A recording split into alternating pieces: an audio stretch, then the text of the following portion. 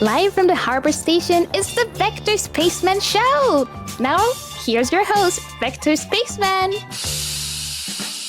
Did it work this time? Yes, it did! Hello, Space Cadets! It's your old pal, Vector Spaceman. Guess what? We're back at it again, man. We're coming to you live once more, straight from the one and only harbor station and broadcasting on all frequencies to our beautiful planet Earth. Zoop, zoop, zoop, zoop. Here we are at the station once again, and whether you're watching us live or catching us after the show, what the heck? Why did we zoop? There we go, we're properly positioned now. Don't you know that we're glad to have you on board? Thanks for helping us to make this outer space the place to be on tonight, Thursday, July 31st, 2025. What a rarity. What a fine vintage. Why did we zip back? Because we pressed the wrong button. Here we are. We want to close the airlock. We want to close the airlock properly. You'd think we could figure this out after so many years. But speaking of which, why this has tastes, hints of 2023 almost. When's the last time that we did a Thursday stream, Vector? Something must be up. Clever nose for detail that you have there, Space Cadets. Indeed, it is a momentous, triumphant day here at the station. No doubt. We're finally done with our Earthside job. It's leaving us thoroughly underemployed, and we're ready to fully enjoy the Summer of Spaceman. If you missed the last show, we were chatting about VTube and news, what it means to be an independent virtual streamer, and what it means to be a big old sellout as well. We were also promoting some friends of the show and their special events. We'll recap all the fun stuff that we've gotten to do over the past week. Spaceman's been all over the place. Man, everywhere except right here on our own show. But hey, don't fret, there's always a way to keep track of the Spaceman. So if you want to stay up to date with all of our broadcasts so that you never ever miss a show, then be sure to follow Vector Spaceman on YouTube, Blue Sky, and of course, right here on Twitch.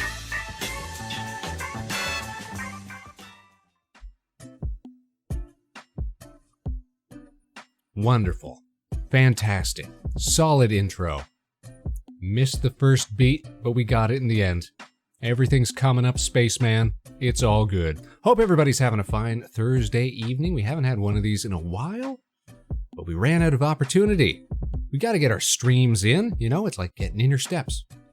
You got to stay motivated. Got to stay activated. Got to stay committed to the bit. Now, here's the thing, Space Cadets. You know that the Earth job, was weighing on us for a while. We've been talking about it for weeks now. We put in our resignation right at the start of July. And here we are, the last day. Momentous, historic. We're glad to see it behind us. It wasn't a notable day, no big farewells, no sad partings or anything like that, no emotional spaceman or co-workers or what have you. Because the truth is, I may still do some casual work with this company. So who knows when or if I'll be back, really. And of course, it was never an issue with the people. It was just an issue with the spaceman himself. Just feeling unstimulated, unfulfilled with what we were doing. You gotta get out of that sort of environment. When you can, when you're given the opportunity. Don't let it, drag you down. Especially when there's so much summer times left to enjoy. But it didn't even occur to me as I was at work today. This could be the last time that I might, take lunch outside the building, or be in certain parts of the office, or handle certain equipment that we use. Just another day.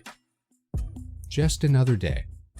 But I just couldn't bring myself to work there 5 days a week. That was the issue. It was always a spaceman problem. Which is great because, we can self-correct for a spaceman problem. Or at least we can try. We do our best.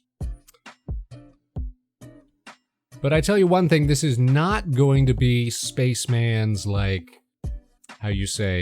all in, time to go, full-time streaming era, because we've seen lots of people who, when life circumstances start to change, they take a big shot at stuff like that. And we've been around long enough to know that's not really a viable goal for anyone, let alone the spaceman. That's something where you either get super lucky or it's something you gotta really commit to and actually start worrying, about the money and the metrics and what have you, the engagement, the cross platforms.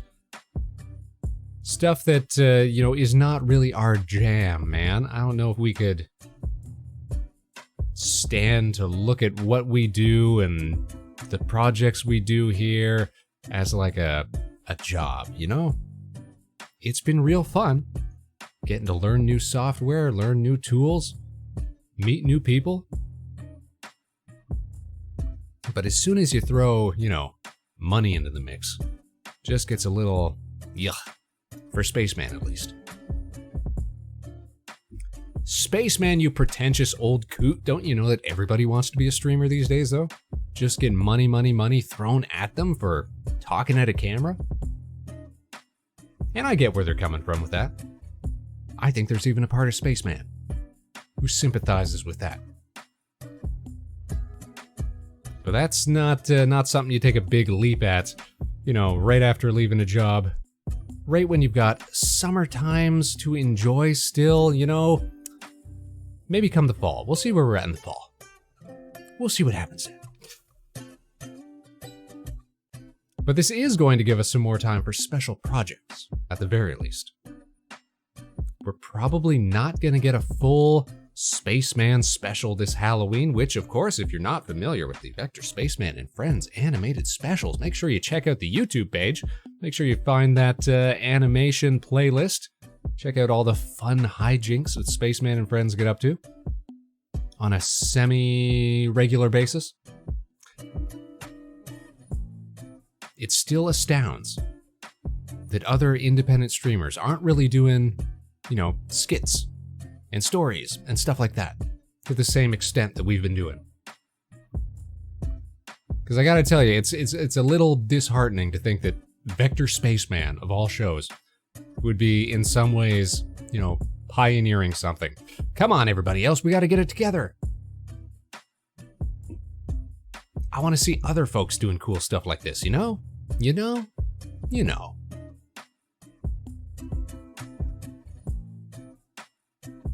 But we probably won't get a full Spaceman special this Halloween just due to casting concerns and people's availability.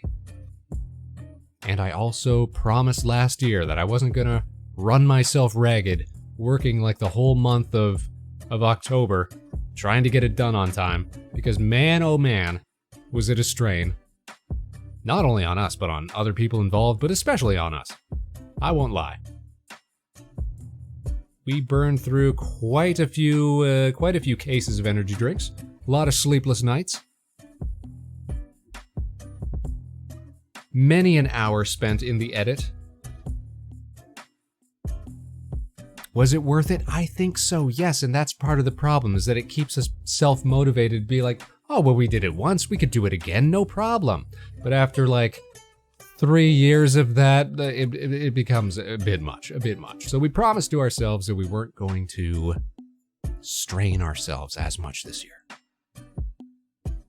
Maybe we'll do a little skit. Maybe we'll do something short and sweet, holiday themed. That seems more ideal. That seems more healthy, you know.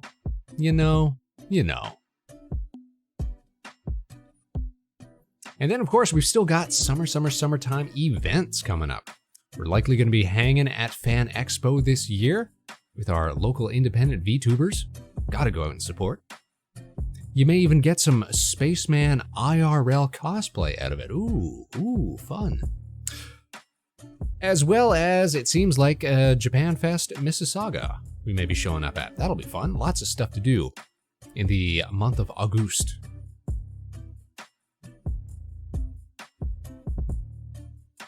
But anywho, we didn't get to do our regular Tuesday show this week because we've been spending this past week kicking it on a number of different programs. I was hyping some of them up last week. They're available for viewing at this point, all of them, I'm pretty sure. Ava's Totally Normal Temporal event we got into last Saturday, so this little VTuber game show that Ava the Femboy friend of the show, puts on. I shouldn't make it sound like it's a regular thing, because it was really...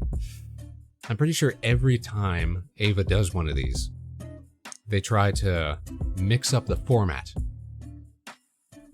so that the game show is never the same way twice. And I'm presuming that that's...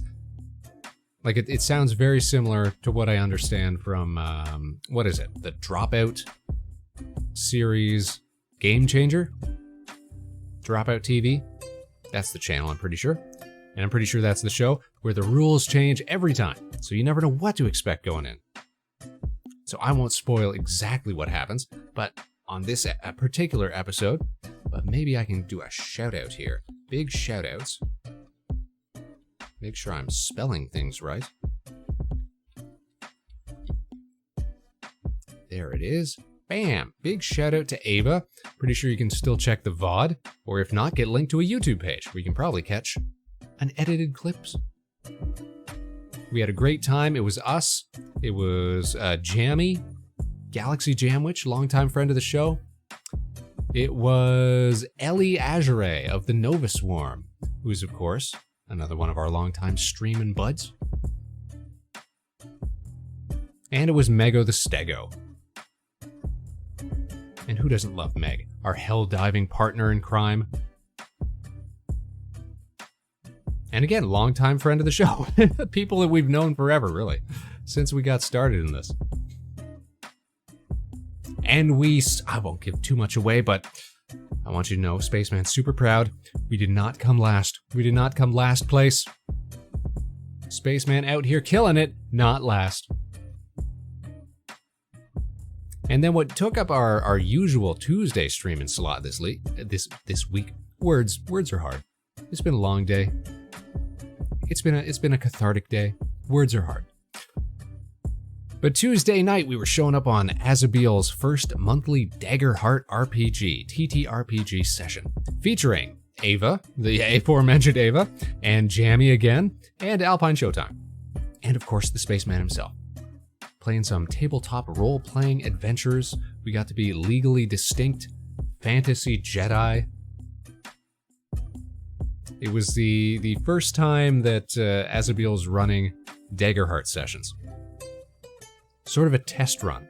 So next month, we're going to be in another game, which should begin a more enduring narrative adventure with new characters and new setting, and that'll last at least a few sessions from what I hear, from what it sounds like.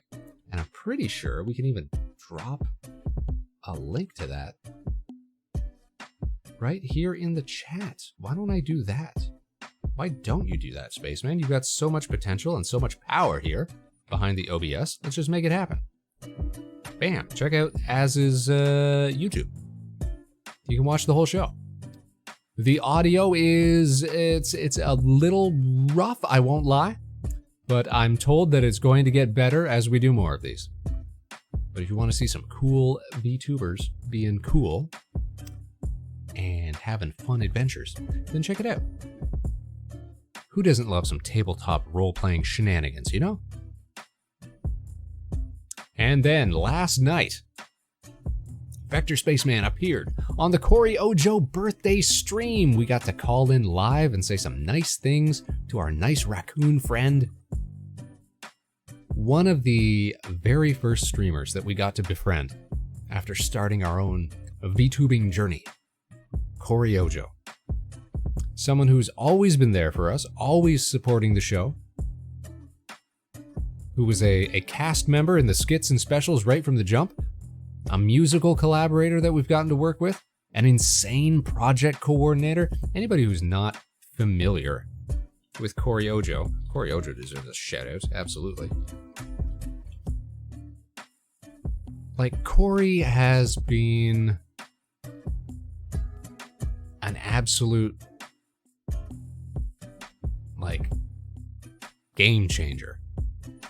An absolute captain of industry when it comes to independent streaming. Baseball collabs, NASCAR collabs, live concerts in venues in Las Vegas of all places. Corey continues to kill it. I was just so, moved that Corey would think to, invite us onto the show to reminisce and catch up and talk about stuff. She's fantastic. I hope everybody checks her out. And Corey's week of birthday streams is still ongoing tonight. It's also friend of the show, Roshan Galaxy's birthday today. So I'm sure that we're going to have plenty of options for raiding later on. That'll be fantastic. We're going to go say hi to somebody, no doubt. I've been saying for weeks, that we need to get friends of the show back onto the show to help liven things up around here. Now that we got a little extra time to coordinate, to plan things, I think we're going to do our best to make that happen. Always nice to have somebody to riff with, to bounce ideas off of, to discuss things with, Even if it's just the news, what's new in the world. Oh man, you know what I read today?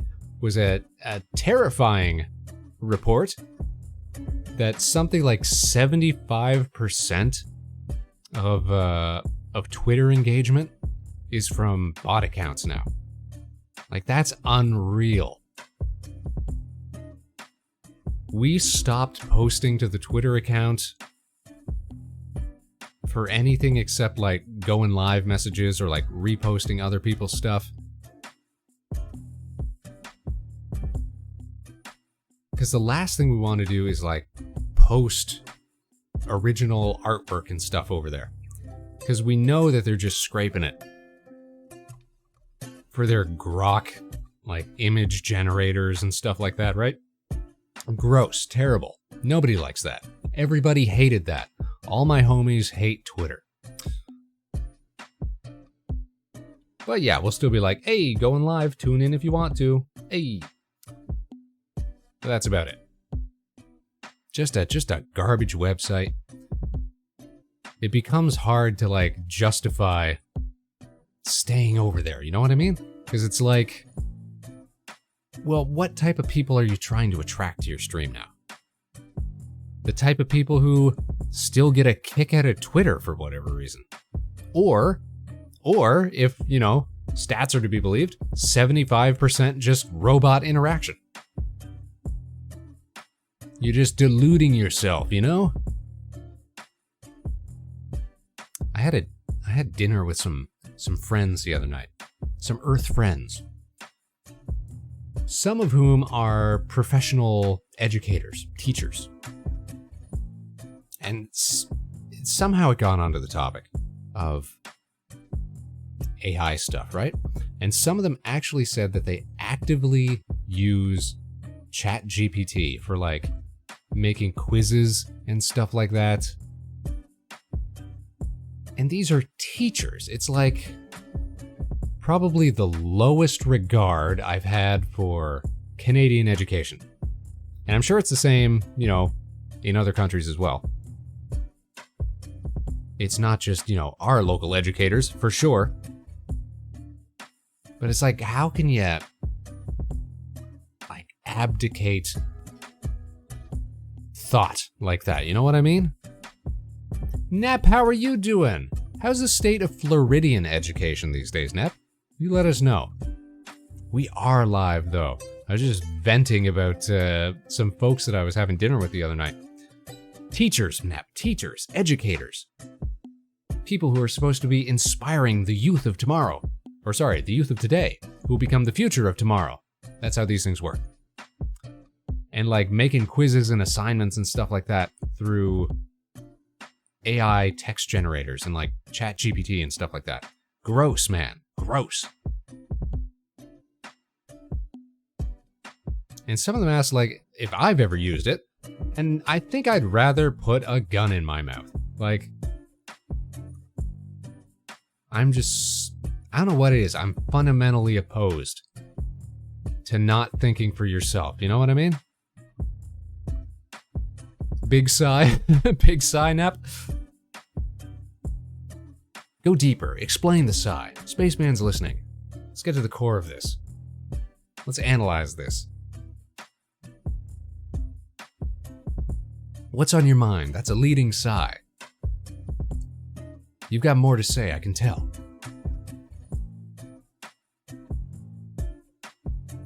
I can tell. I can sense these things.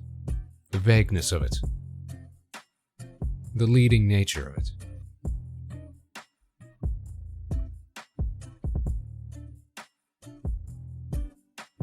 Only thing AI is good for is generating abhorrent replies to obvious bots.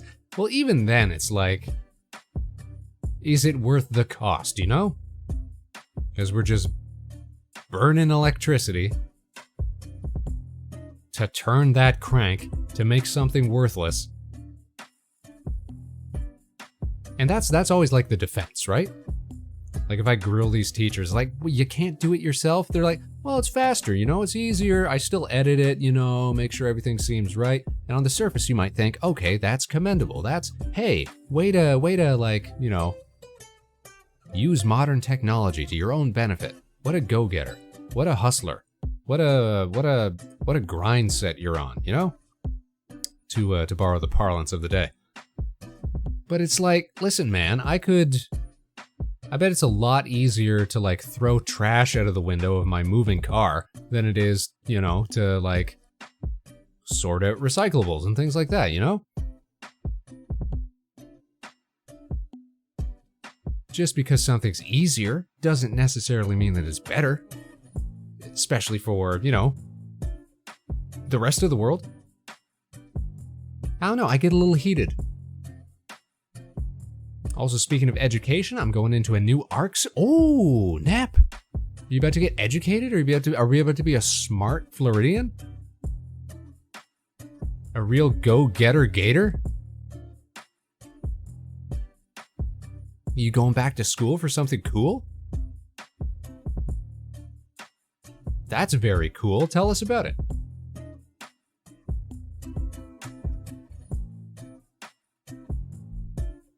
I'm engaged.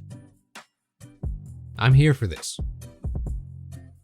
And I'm sipping on fluids. It's a great day for me. I don't know if you were aware, Nep. Today we're celebrating the fact that Spaceman has no more job. We got out of this terrible jorb. And we're celebrating tonight. We're having a grand old time.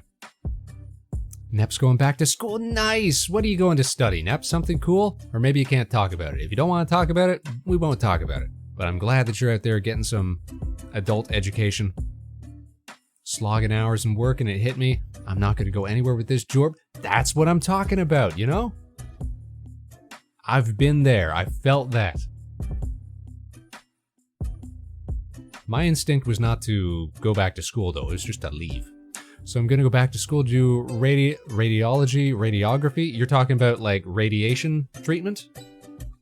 That what you're talking about? Like x-rays and like blasting cells and stuff like that.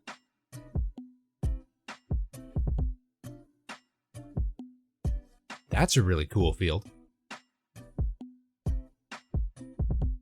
And I hear they pay decent.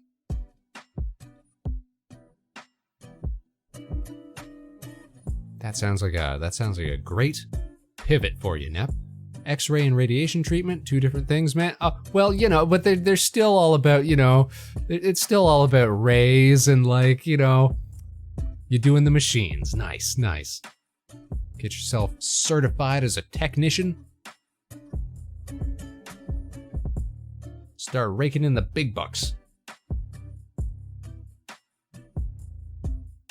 That's good for you, Nep. I'm pleased. How long does that take? A couple years, something like that, or I don't, maybe it's a quick certification. Who knows? So I can visit friends in Canada. Yeah, that'd be grand.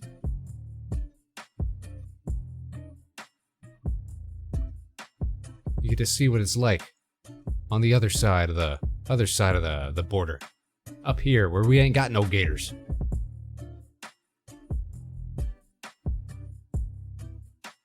Up at the far beyond, that great white north. Now, of course, that we're out of work, underemployed for the moment. Bring your gator? Yeah, we gotta have gator representation, absolutely. Florida was the only place I ever had, like, gator bites. Which makes sense, because, you know, that's local cuisine. And you can't get gators up in Canada. Unless you're gonna spend some crazy amount of money trying to import gator meat. There's just no market for that. So much good seafood that I haven't had in years. Because southern Space Ontario is, you know, effectively landlocked. How was the bites? The bites was good. I remember them being good. Good-ish. They're right when they say, you know, like gator, snake, chicken, like it's all very similar. It's not 100% the same, but it is similar. And yeah, these were like blackened and had some sort of like spice rubbed into them or what have you. It was good. It was pretty good. I would eat again.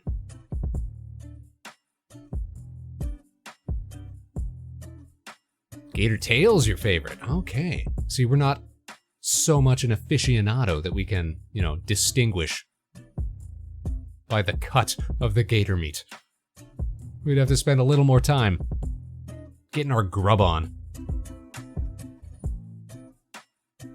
I haven't been down to Florida in almost 10 years. It's going to be 10 years this winter, this December. Been a long time since the Space family went down for a visit or anything like that. And I feel like there's less and less chance that it's going to be, that we're going to be going down again soon. Just from everything that you hear in the States. Plus, we don't want to spend like, I'm not even sure if Canadians have to spend that like $250 entry fee or whatever. You know? Maybe we'll get to make it down on our own sometime. Yeah, you'll take us in. Nice. Show us around. Wrestle some gators. Show us all the finest southern cuisine. That's what it's about. You know, now that we're severely underemployed, we've got all this opportunity now. We should be doing more travel and stuff like that.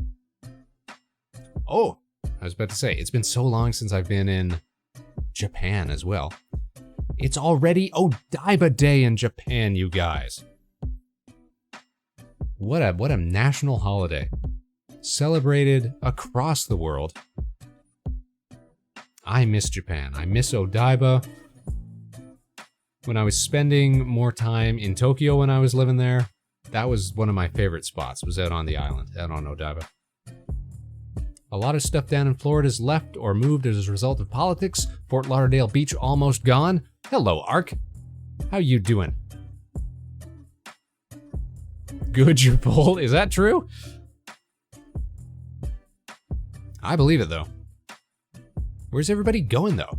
Like, where's the place to be in the States these days? Where are all the smart people trying to take refuge? Because I know up here, like, if you're in tech or anything like that, you're still trying to get into the States. You know, Space Canada's got its own problems. But a lot of people are still trying to head down south. Just, you know, cheaper housing, more money, that sort of thing. Nowhere's safe anywhere in the world. Man. It's getting rough out here for a spaceman. It's getting rough out here for everybody. There's something wrong wherever you go. That's pretty true. That's pretty true. I've never not felt safe where I'm at right here, though. Even in the city, you know? In, like, the Toronto area. For the kind of city that it is, it's still pretty decent. Now, when I was in Tokyo, to jump back on the Japan topic for a minute, that was, like, easily the safest I've ever felt in a big city. It's astounding. Where you live now is a hot growing area. That's always fun. When I was growing up, sort of where I was living was like rapidly developing. That's always exciting, you know?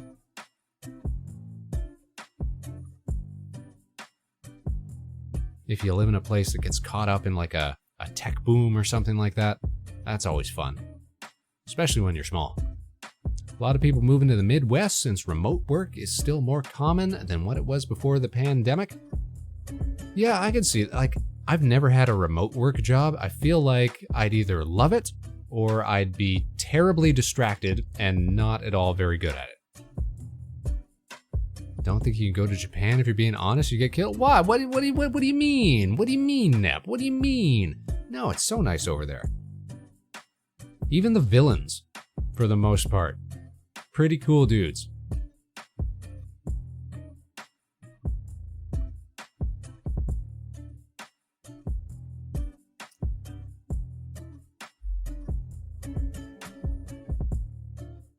Uma Musume? The horse girl game? The Yakuza? Nah, even the Yakuzas. If you're chill with them, they'll be chill with you, you know? Like, I remember even walking around like Kabukicho, which is the real world parallel to like what's the Yakuza game district that it's all set in? Kamakuro? Something like that. Yakuza. Let me look this up. Yakuza game. Kamarocho. That's what it is. Yeah, which is basically the off-brand version of Kabukicho. You're walking past, you know, seedy bars and tough-looking fellas. You just stick to yourself, you know? You keep your head down. It's all good. It's all Gucci. The Yakuza controls the IP and they're against looting? And I took part of it just a bit. Nep, I don't understand. What are these words? Current position is a hybrid, but there's a lot of travel, so I'm rarely in the office. And see, I feel like I would enjoy that. The jorb that we just left, which, by the way, way to go, Spaceman, getting out of that job. That's what we're here to celebrate tonight. Anytime I'd have to be sent out on like remote stuff, that was my favorite thing to do. That was my favorite thing to do.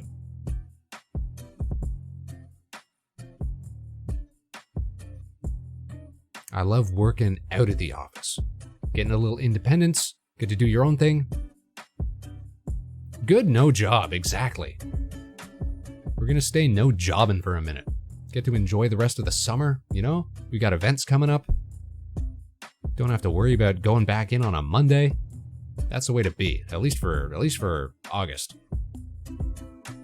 Austin's pretty popular with the tech crowd right now. That's what I've heard. Like, Austin always used to be like the artsy part of Texas, right?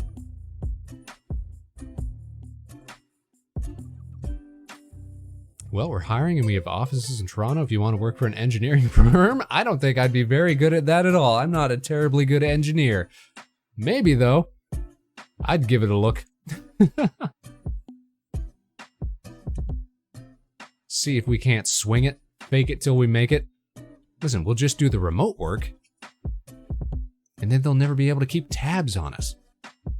Yeah, I remember, like, I never heard of Austin until, I remember listening to, like, the Rooster Teeth podcasts and stuff like that. I saw, like, the Red versus Blue series back in the day and stuff like that. The Machinimas. And they're based in Austin, so I got, you know, sort of an idea of what the city was like just listening to them talk about it. It always sounded like a cool place. I play TF2, I can do engineering. Oh yeah, hold on, no, listen, if all you need me to do is, you know, smack things with a wrench, then I've got you covered. Listen, I'll chop my arm off, forget about it. We'll make it happen. Actually, can I do that? If I mess with my settings real quick, can I wanna point, yeah, there we go. There we go. Look at that. We put the NG arm on there and we're all ready. I'll get my sidearm on there, and we're ready to go. Give me a Mega Man arm. I'll start shooting the lemons.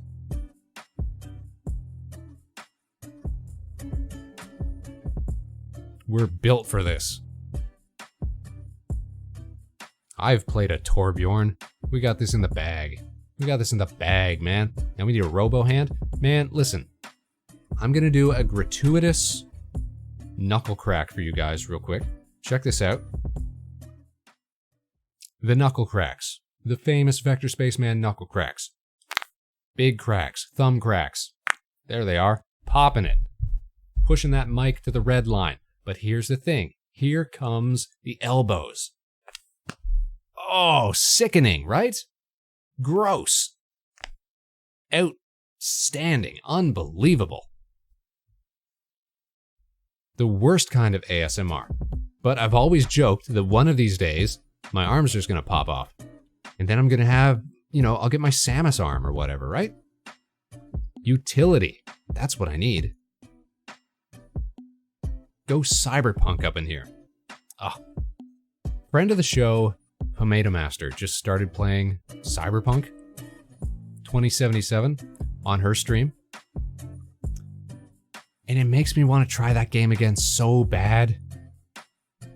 Like, I only played that game for like a few hours when it first came out. Because I was one of the people who got the glitches, the bugs. Some people I know played, they said, hey, they had no problem with it, I guess we're just lucky. Or unlucky, if we want to spin it that way. I didn't know you were 20% Rice Krispie. Oh, at least. And it's not anything to do with like, oh, we've got old bones or anything like that, right? Spaceman's a spry young guy. It's just we've had disastrous damage done to our, elbows. Because we used to work on a space delivery truck. I'm sure I've told this story before, but we'll tell it again just because it's a fun one. And basically, I was delivering like furniture to space stations, With a team of guys, a quality space team. One of these days, I was like, all right, it's just me on the back of the truck. These other dudes, they're inside delivering stuff already. I'm gonna take this sofa, this couch. I'm gonna tip it down toward me. I'm gonna jump off the back of the truck. I'm gonna spin around quick enough to catch it before it hits the back of the truck. It's gonna be great. I can lower it down by myself. It'll be wonderful. So I tip it towards myself. I jump, I turn, arms out. Thing comes down on both my elbows perfectly, pinning it between, the sofa and this steel plate at the bottom of the truck, at the edge of the truck, the lip, My arms go limp, pain, they're all noodly. Might have, fractured both my elbows, but never went to the hospital about it. Just kept pushing it for the rest of the day, doing what I could. I'll carry the little stuff, that sort of thing. And now they make this noise. Ah, that's good stuff. Always good for a party trick. I almost had Palm a job, but she decided she wanted to keep full-time streaming. Well, that might be a Palm issue. Palm's in a position where Palm can full-time stream. And I've said to Palm before, like, run that into the ground before you ever consider, going back to like real work. Because nobody gets that chance, man. You gotta be super lucky even to get that chance. Not that Palm doesn't put in the work, Palm puts in a lot of work to get the viewership that she's got, to get the engagement that she's got.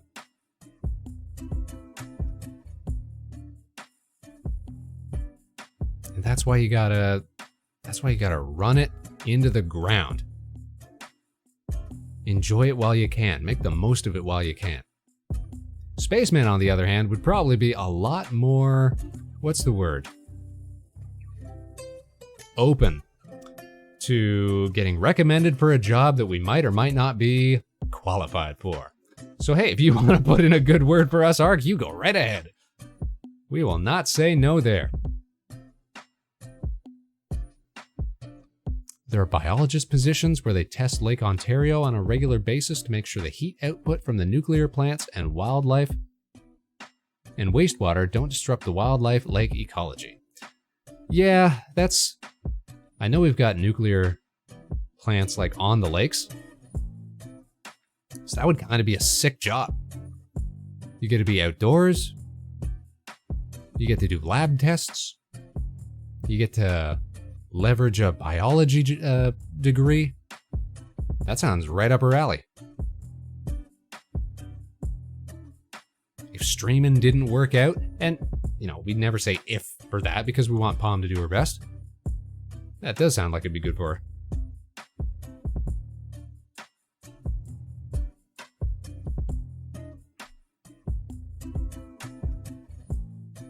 What is Spaceman gonna do though? Here's the old conundrum, of course. Is that we've said this before, and I'll continue to say this, I'm sure. Is how are we ever gonna work for somebody? We're too much of a managerial type. We're too much of an auteur. We're too much of a director. That's why I wanna, at least for the time that we have now, you know, try to take real chances with some artistic endeavors that we might have been putting off in the past, you know? That we might have been making compromises for in the past. Because Spaceman's lucky. We've got a boatload of money saved up from the years. We've got time. We've got our space youth. I saw what you said, Nep. Spry young guy, sure. This guy. We're gonna make the most of it, you know? Have a solid Spaceman summer. See what the fall brings. Spaceman, random idea. Build yourself a new body and do thirst trap ASMR. What do you mean? You mean like Geo's big fat spaceman with the rockin' bod? Which one was he? Let's see if I can pick it out of the lineup here. It's our Vector Spacemans, you guys. Wow. It's hard to select one of these. There he is. There's the one. Ding, ding, ding, ding, ding, ding.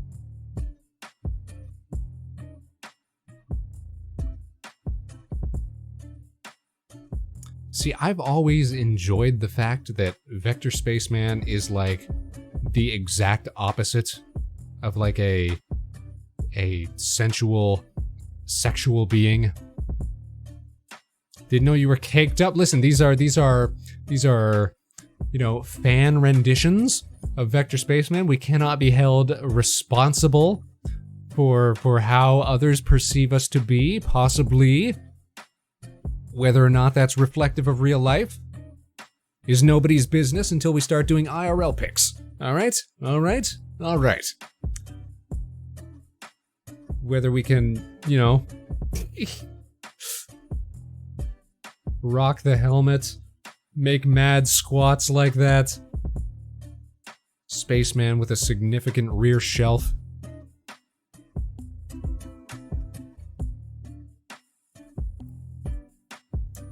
I'll be honest though, like I have thought before, and I've been told before by, you know, friends of the show that are more successful than us,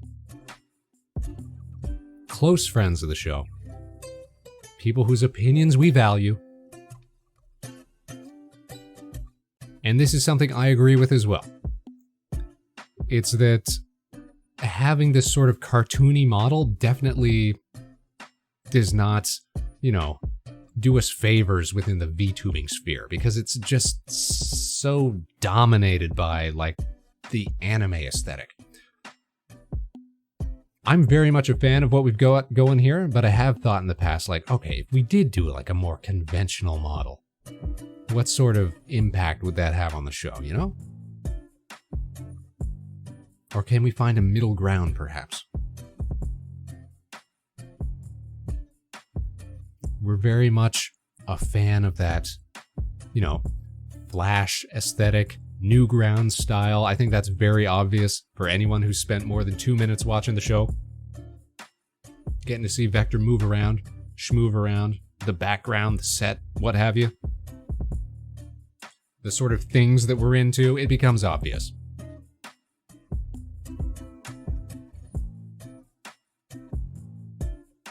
But every once in a while, I'll start thinking, well, what if we did do a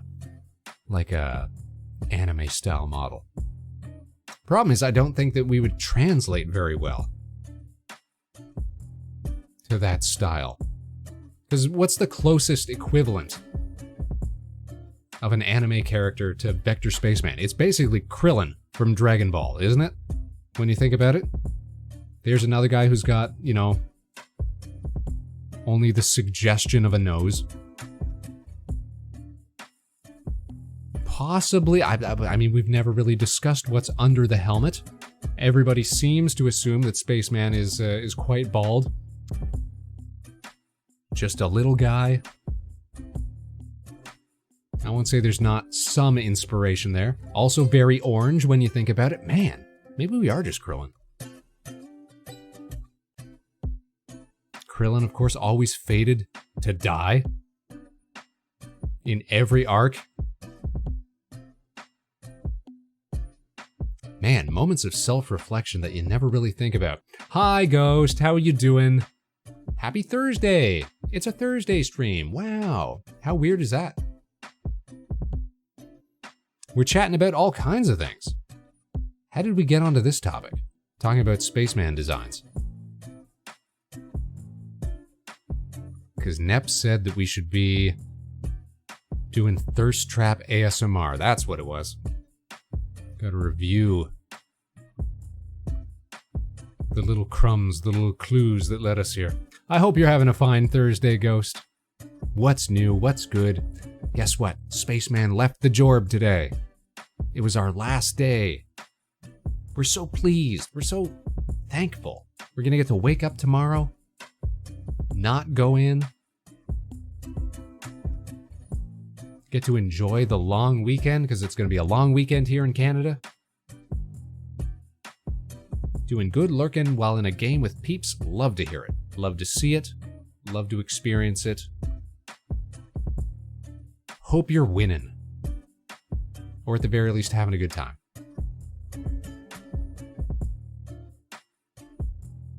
Oh, we were just talking about, here's another thing I'm going to enjoy this weekend. So friend of Spaceman's, actual IRL friend, was just on a trip to Japan. We were just talking about Japan a few minutes ago. And brought me back a souvenir. And by souvenir, I mean they brought me back snacks.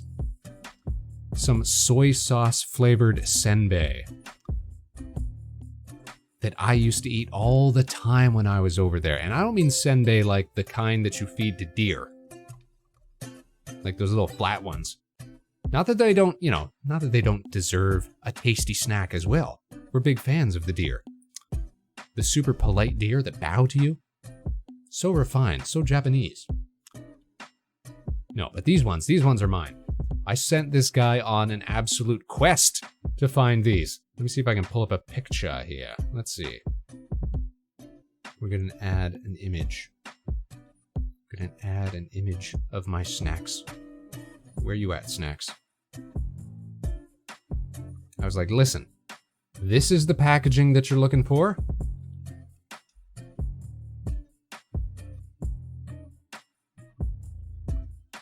Where's my senbei?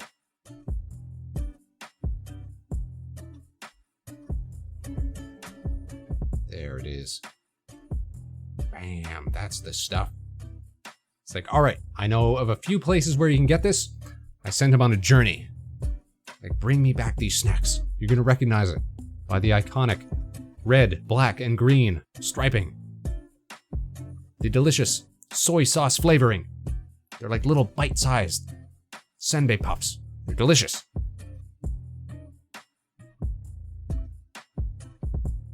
Amanoya is the brand name. And they're like, what is the actual name? They're like They're like snacks that used to like historically, they'd serve them at like plays and stuff like that. So kabuki is in the name somehow. They're delicious. They're so good. They were like my favorite snack from back when I was living in Japan. And they got me a big old bag. So they're gonna be so good. I'm gonna eat them. I don't know what with, but it's gonna be good. It's gonna be good. Bam, buy snacks. I find that's like the best souvenirs. That's the best gifts in general, really.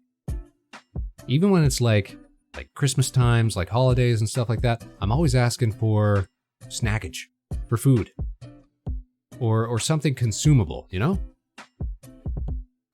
Give me something that I can be done with by the same time next year, so that you can give me, you know, the same sort of thing over again. You never have to worry about it, you know? Maybe that's why I put on so much weight in the winter. I'm like, guys, give me something to eat. Japanese take their snacks very seriously. The luxury fruit is insane. Oh, you're not even kidding. The fruit game over there. First of all, you got to take into account little arable land compared to other countries.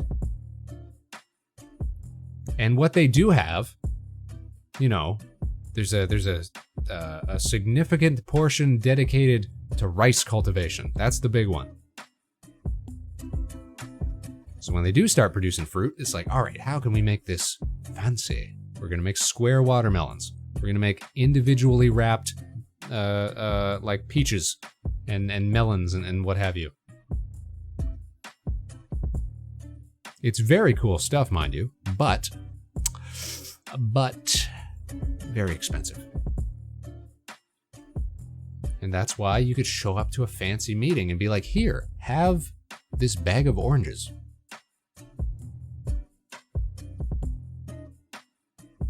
And you bring such honor. Not that I don't love Japanese mikan.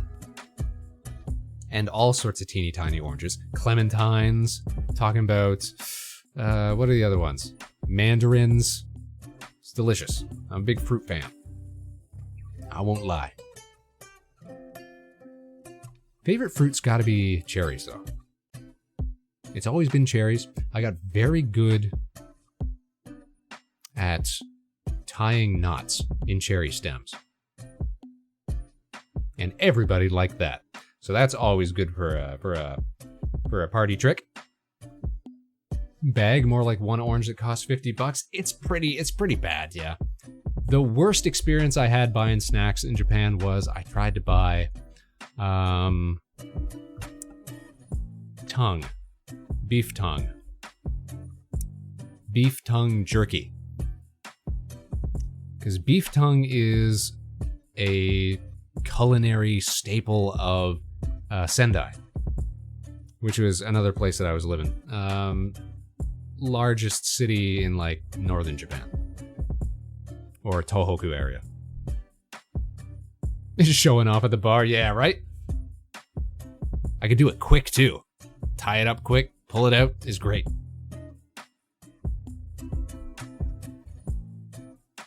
But I was trying to bring back some like beef jerky version of this gyutan, this cow tongue. And they got me at the airport with it. I should have just lied. I should have been like, no, nothing to declare. But they wouldn't let me bring meat products back into Canada. Even though it was cured and seasoned. Man. So I'd really wanted to give that to somebody I know here in Canada that loves beef jerkies. I thought, oh, this is perfect. What a fun cultural exchange, you know? Alas. They got me. They got me at the border. I think that was the same trip I'd taken some friends over with me. You know, sort of show them around since I'm a little more knowledgeable about the country. And Buddy bought a like replica katana to bring back. Yeah, it wasn't the case where, because there's like export laws in Japan, you can't bring in or export Japanese swords. Try to keep that culture, you know, all in the country. But this is just a replica. This is just like a, you know, factory made, you know, like a mall sword, you know? Like some mall ninja. But I was just like, don't even declare it, you know? Just stick it in your luggage. Don't worry about it.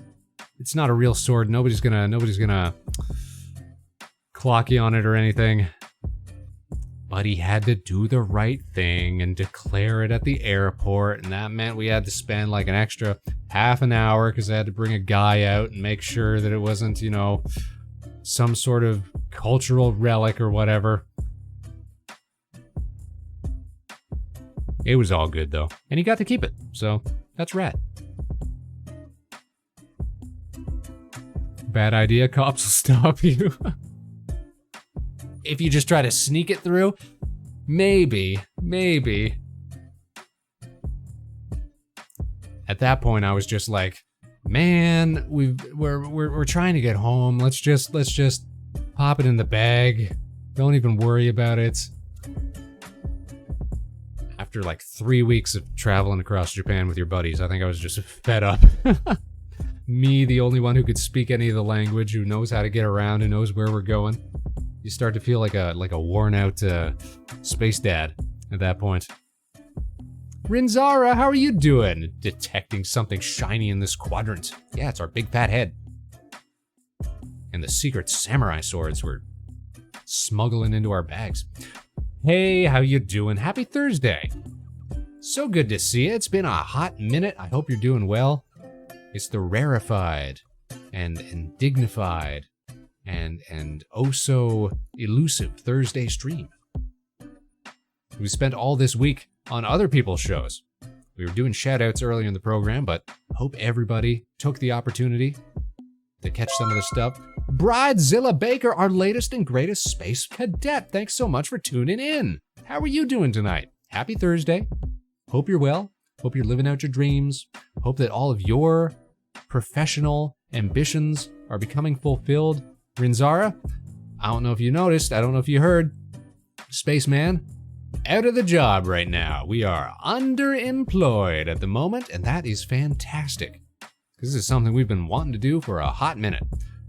Finally leaving the job that was just not doing it for us. You're good, thanks. We love to hear it. We love to hear it. Thanks for tuning in tonight. You're part of the station now, part of the crew. Our Space Cadet through and through.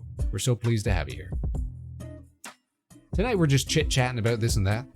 I was saying, like, last week, we've gone like over a month now without doing like any gaming content, which is great when you think about it. I've been so against sort of the cheap, disposable, easy to do gaming streams. I have much more fun when we just got stuff to talk about, stuff to chat about. So give me some ideas here, chat. Now that we are out of the jorb, but we've still got, you know, flash cash sitting around from, you know, our many years as a professional spaceman.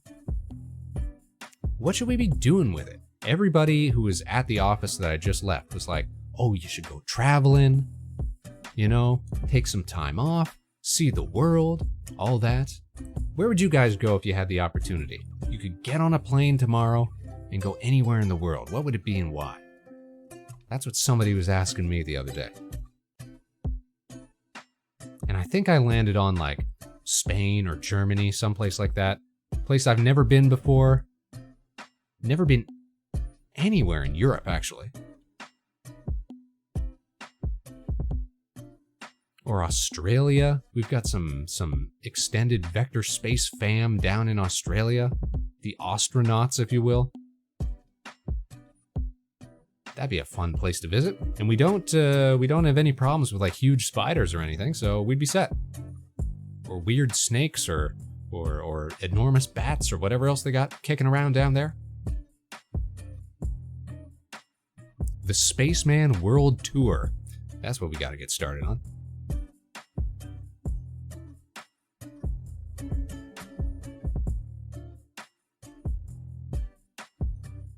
Or, you know, even just here in Space Canada. there's still plenty of places to explore that we haven't gotten to see in a while.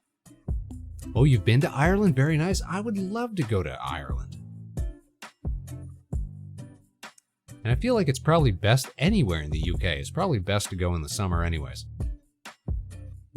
Before it gets all dreary and grey and what have you. Europe's nice. It's weird being in the heart of a major city and then driving for an hour and being in sparse country. Well, you could, I mean, in Europe especially, you could drive for an hour or two and be in a whole different country some of these times. That's a whole different experience. You know, in the US, in Canada, you don't get that. You can drive for like 8 hours and you still be in the same province.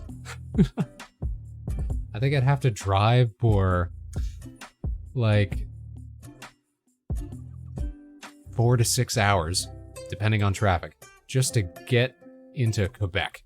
Like, just to get into the next closest province here. And not like, you know, Montreal or Quebec City or the heart of Quebec, just like barely Quebec. I'd want to go backwards in time. Okay, Renzara, that is a unique take. Visit the sites when they were at their most interesting. Well, yeah, sure, man. Who wouldn't want to do that?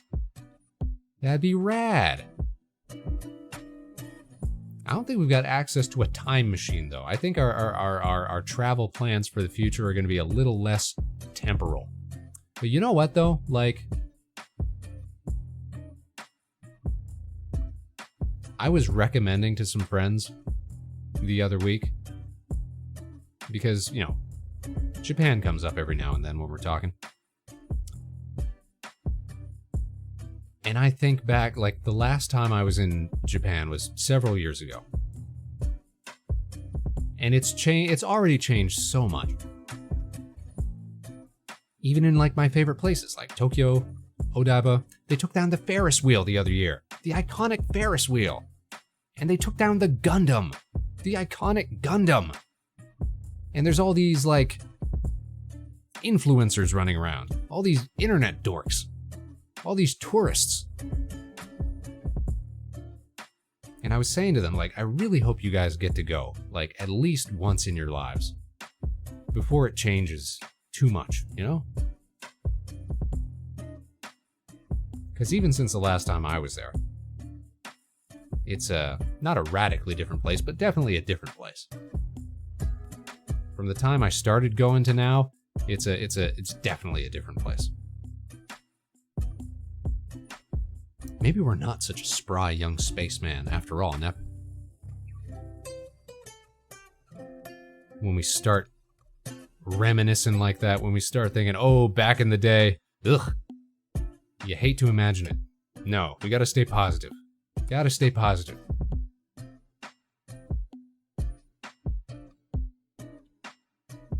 All right, but inversely to positivity, we gotta run an ad, you guys. I know, boo, ads. But those are the rules set forth by Mr. Jeff Bezos in order for us to keep using this website. So we're gonna run a quick 2-minute ad, and then we're gonna come back and we're gonna chit-chat about stuff. Go a little longer before we raid out into some friend of the show's channel. Got a lot of birthday streams going on right now, so I'm sure we're gonna have plenty of options in terms of who we go say hi to. We'll make that decision after we come back, though. The Vector Spaceman show returns right after this. Don't go nowhere. We'll be right back. Let us know what kind of ads you get. I'm always interested in what people are getting targeted for. I'm gonna go refill my drink, so we'll be back momentarily. Bye-bye. Let the ad run. Let the ad run. There we go. And if you didn't get caught in the ad, then maybe you just get to hang with me for a couple minutes. Fun. All right, check it out. I'm gonna just dip down here for a moment while I go refill my water. And we'll be right back. Drip, drip, drip, drip, drip, drip, drip, drip, drip, drip.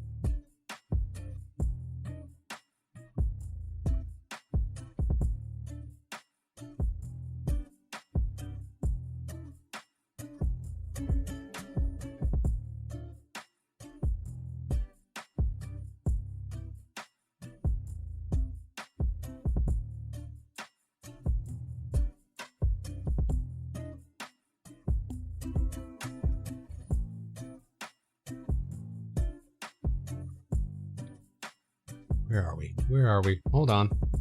Zoop. There we go. That's just fun to do. Hold on. Let me do that again. Dabba dabba dabba dabba dabba dabba.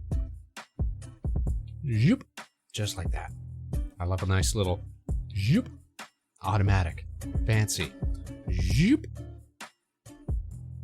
All right, we got our water. We are fluidated, hydrated. Ah, fantastic. Rinzar, what is this? Twisted Metal Trailer, Wingstop, Veterans Affairs, Subaru, Dick's Sporting Goods. Those are all your ads? That's a nice little collective. Does a Twisted Metal look cool? I don't think I've played a Twisted Metal since like... It was like a buddy's brother had it for like the PlayStation or the PlayStation 2, whatever it was. But I was too young to understand how to drive this Mad Max car. Bad Guys 2 movie trailer? I still haven't seen the first Bad Guys. I've heard it's great though. Wingstop, Subaru, and what's... Okay, so Wingstop and Subaru. These are through lines here. Also, what is Wingstop? This is the second time I've ever heard of Wingstop. An American international chain of restaurants that primarily sells buffalo wings. I've only heard that it bangs. Is it a chicken wing franchise? But somebody was telling me that they've got one in Toronto.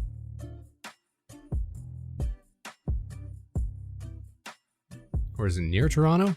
Okay, it's not technically in Toronto, it's in the GTA. But I'm told it's very good and that I should try it. So now I'm intrigued. There's an actual movie, not the... Oh, they're making a movie. Fun. Movies are even better because you don't even have to play them. Despite being, you know, a dude who's here on Twitch, where we, you know, ostensibly play games every once in a while, I was always more of a movie guy than I was a video game guy. Like, always. I can sit and watch movies by myself, absolutely. I love some cinema, absolutely. I don't really love playing video games unless it's like with friends. Like, that's why all my favorite games growing up were like multiplayer stuff, right? Mario Kart, Smash Bros, shooters like Halo, stuff you can play like with friends around one TV. That was my jam. But I wouldn't play games like just solo a lot. And I think maybe the only reason I've been able to do it on stream is like because we've got people to chat to, you know? People to talk with. Wingstop's a chicken wing franchise, fast food chicken, no alcohol, cheap version of Buffalo Wild Wings. We've got Wild Wings up here. I know Wild Wings. Not that great. They do have a variety of sauce. All right, maybe the person who was recommending it to me was just, you know, easily impressed. You've tuned into some of the movie nights, right? Tomorrow's 5th... are we talking Pomato's movie nights? Yes, I've been there for a few... I was there when we were watching The Lord of the Rings. I've been there when we were watching... I caught some of Spaceballs. Most of Spaceballs. That's a great film. That's a great film. And I feel like... there was another series. Oh, the Star Treks. We've been watching Star Treks lately. Yeah, I try to get into movie nights wherever and whenever I can. On Palms, on Montagues, on Corey's. Anybody who's doing one of those, I'm always down for it. And I feel like if we were a little more, you know, enterprising about trying to be like a real streamer, that we'd probably make the Harbor Station Discord, you know, more open, and we'd do stuff like that. Like, I love to do movie nights. I love to watch new films, love to watch old films. I'm a big movie buff. In fact, that was something that I had always considered, like, going for when I was younger. It was like, I should go to like film school or something like that. But I always talked myself out of it, being like, you go to film school, it's not like you get a degree and then you go down to the film store and then you get to start making films. Like, you gotta relocate, you gotta... You know, it's a whole industry thing that we're just not super familiar with, even though we're such a fan. It always seemed intimidating. But then at the same time, you know, we get out there and we start, you know, directing the skits and the specials and what have you, and it's not wholly dissimilar. And I guess it ties back to, well, we also considered maybe going for animation back in the day. But we didn't take those risks. We always made compromises, you guys. Gotta walk the dog before it gets dark. Ark, thanks for tuning in tonight. It was a real pleasure getting to see you again. Hope we get to see more of you. You have a great evening. Give the dog a few head pats for me, for all the Space Cadets. Let them know that they are loved. And get out there and get some exercise. Stay fit in the summertime. Get yourself beach bod ready. Yeah, you gotta hope and pray you find your way in the door when it comes to like film and stuff like that. Yeah. Like, we've known a number of friends, IRL, who have wanted to be like actors or have wanted to be, you know, professional artists, illustrators, and what have you. And very few of them make it. The ones that do make it kind of make it, how you say, like, middlingly. Like, we've never had a friend who was like a Hollywood star or anything like that. Nobody we know has ever done that well for themselves. But you know what I appreciate is that even though, like, they keep at it. I remember seeing, did any of you guys ever see the film The Disaster Artist?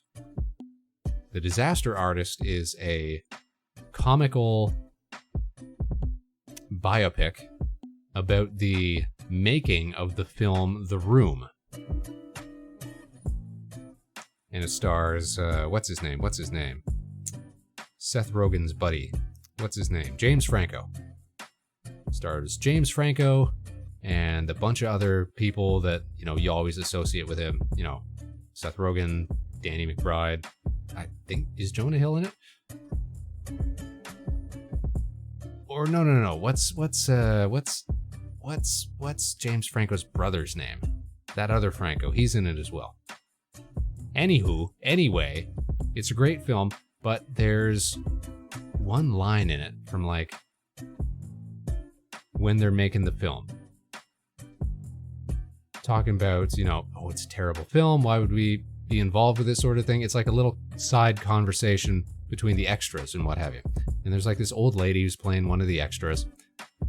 And she's like, yeah, but you know, you get to work making movies. And what's better than that, you know? What could be better than that?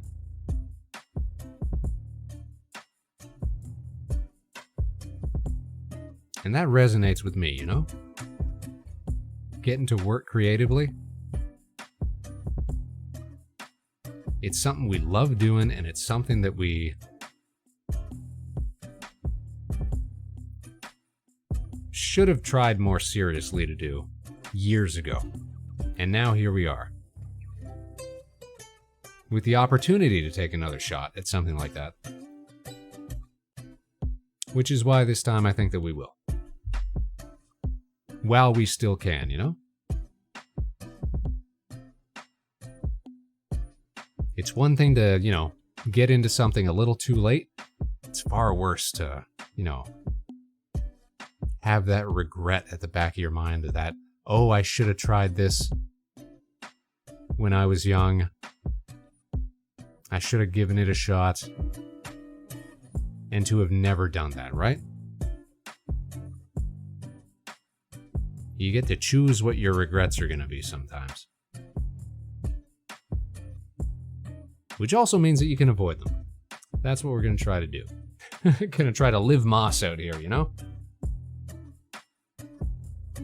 Ah. You feel that? I feel that. That's what I'm feeling. Vector Spaceman, speaking on feelings. Gotta take the station and what we do here a little more seriously. You know what's wild is that we have not posted a VOD to the YouTube channel since like November. I keep transferring the videos over. We just keep them private. We haven't publicized any of them. Step 1, take the 20 minutes it takes to upload, to actually publish these videos after the fact. Like, there's so much of our social media stuff that's like effectively dead. We still upload like the skits and stuff over there, obviously, but you know, we got to be more enterprising when it comes to everything we do. Blah.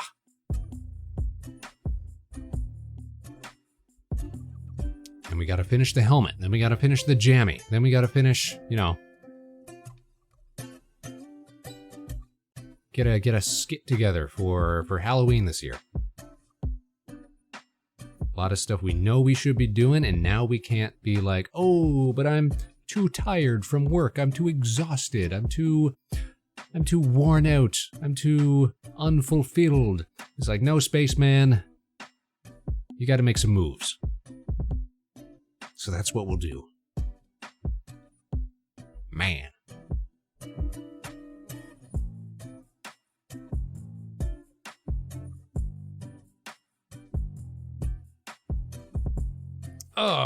What have we got left to talk about?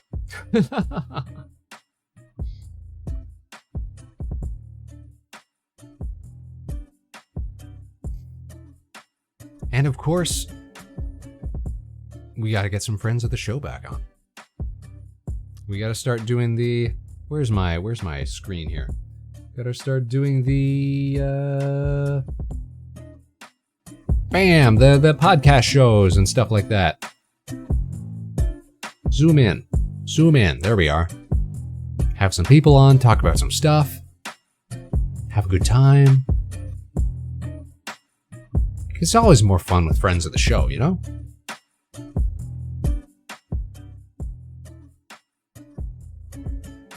Or have some people over on the couch, in the space basement, you know? Do some gaming, do some stuff.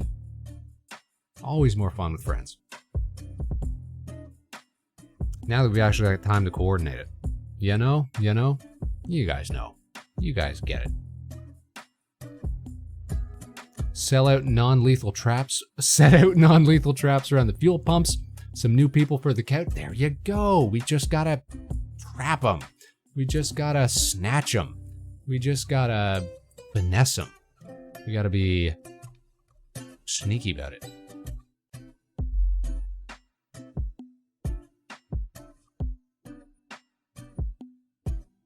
I was almost considering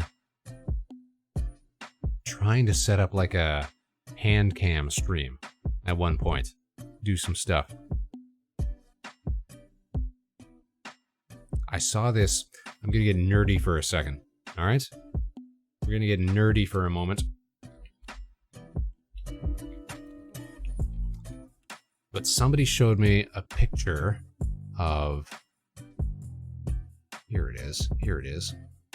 We'll just save this. Or can I drag and drop this? I cannot. Why can't I drag and drop things into OBS? Wouldn't that would be too easy. By golly, that would be too easy. Here it is. Check this out. Bam. This is a Lego Millennium Falcon that is like such a good scale for like display stuff. It's not like those huge like $600 ones or whatever. Somebody sent me an image of this the other day. I was like, oh, that's cool. That's too cool for school. And I kind of want it. I kind of want one. Just thinking, oh, we could build that on stream. We could do something like that. It's for ages 18 and plus. That's us. So you know it's Twitch certified. But then I was like, Spaceman, you got no job anymore. You can't be dropping like $80 on some Legos, on some Danish luxury plastics. A nice easy project. Yeah, right? What's it say there? 921 pieces. That's an afternoon of work right there. Get some chit chat going. Throw a video on in the background, something like that. That would be so cool to build on. I thought so too. And here's the thing. I'm going to show you another image. Oh, I'm going to show you another image, all right. Anybody who's a big dork like me is going to appreciate this. Okay, let's see. What's the word for it? So somebody made a set of instructions to take all the pieces from this set and instead build a YT-2400. So the YT-1300 is the Millennium Falcon's particular brand of vehicle. The YT-2400 is a later model, which is also known as the Outrider. Dash Rendar had one of these.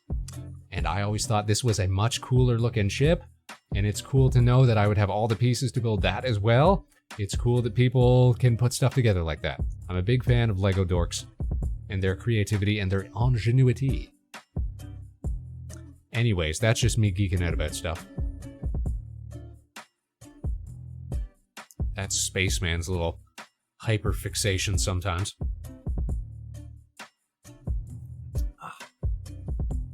Or another thing that would be cool to do. Lego dorks are too powerful. They're just too powerful. But if we could get all the angles set up and whatnot, we could even do like, because we know we've got that jammy 3D model that we still haven't finished painting. We got a few coats. We have started, but there's still a little ways to go. We could even do stuff like that on stream. I just get nervous about hand cams or anything where there's, you know, potential for like glare or reflection, that sort of thing. We'd have to wear the helmet as we're hand camming. You know, we wear our spaceman gloves. Don't have to give too much away.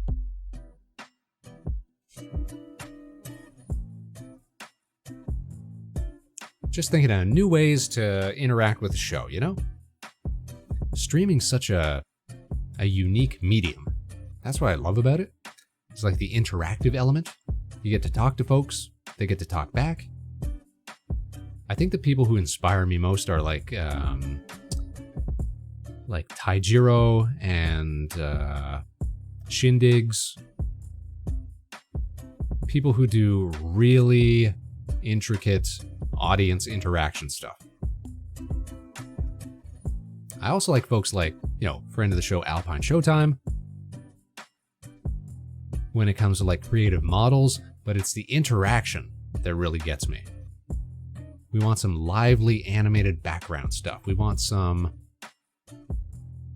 unique chat redeems, that sort of stuff, you know? It's all nice to have, you know, custom emotes and stuff like that. Or, you know, I know some people do like soundboard things and what have you, but stuff where you can like interact with the scene reminds me of like those like old like point and click adventure sort of things where there's always background elements that you can like click on and they'll do little stuff, you know, inconsequential stuff.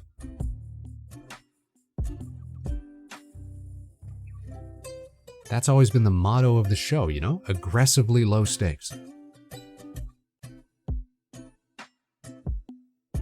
Once we get in a good place, once we get to the redesign of the show, That's going to be top priority. Is goofy little stuff like that. Honestly, like from the very beginning, one of the ideas that I always wanted to have was to have little space cadets walking around in the background, having other characters, on the screen. Just just chilling in the back, doing stuff, and allowing viewers to like sort of customize their own little space cadets. I always thought that was a super cool idea because I used to see like there's a pretty common like stream integration thing where you can have like little, most of the time it's like little pixelated like critters walking around, like little sprites that sort of represent all the audience members. But to have something a little more in depth, that is top of my list of something to actualize for the show. Pipe dreams at this point, but hey, that's what's swirling around in our mind. Now that we've got a minute to actually manifest it in our jobless era. Sometimes it turns into some kind of battle with her. Yes, that's exactly the one I'm talking about. Yeah. So I know Corey does it where she's got raccoons walking around. Manayu does it where she's got turtles or Kirby's or things like that walking around. And sometimes they fight. And you get to watch them do pitched battle. Spaceman, why did you glitch? It's all good now.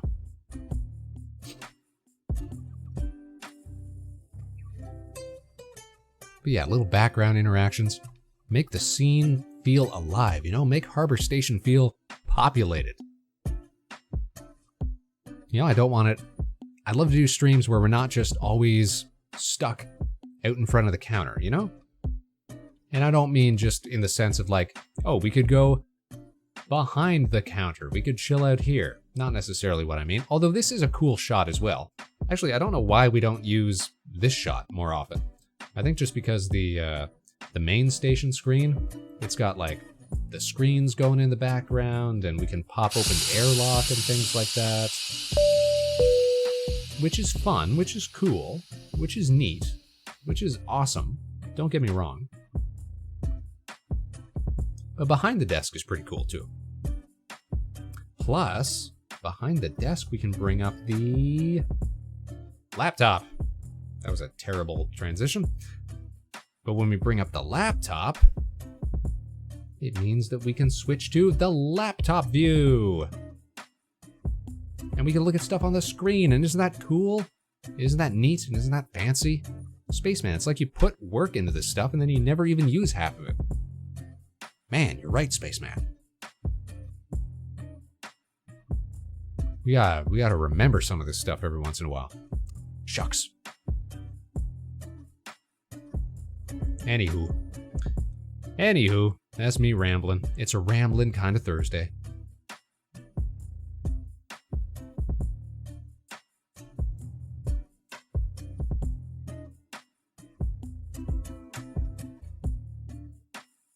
And when we get to rambling, you guys, it's usually because we're running out of steam. And if we're running out of steam, it could be that we're running out of stream.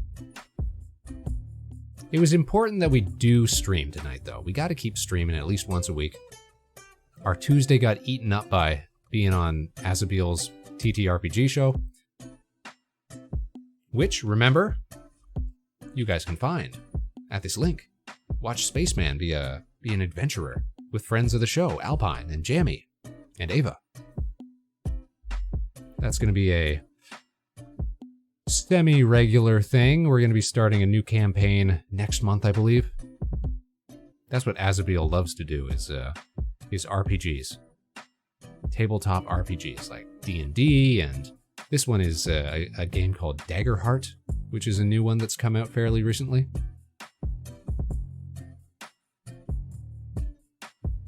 And thankfully, it's got a pretty decently integrated online character sheet that makes everything easy. Real simple to learn. I had fun. The audio quality is a little rough, but I've been told that that's going to improve.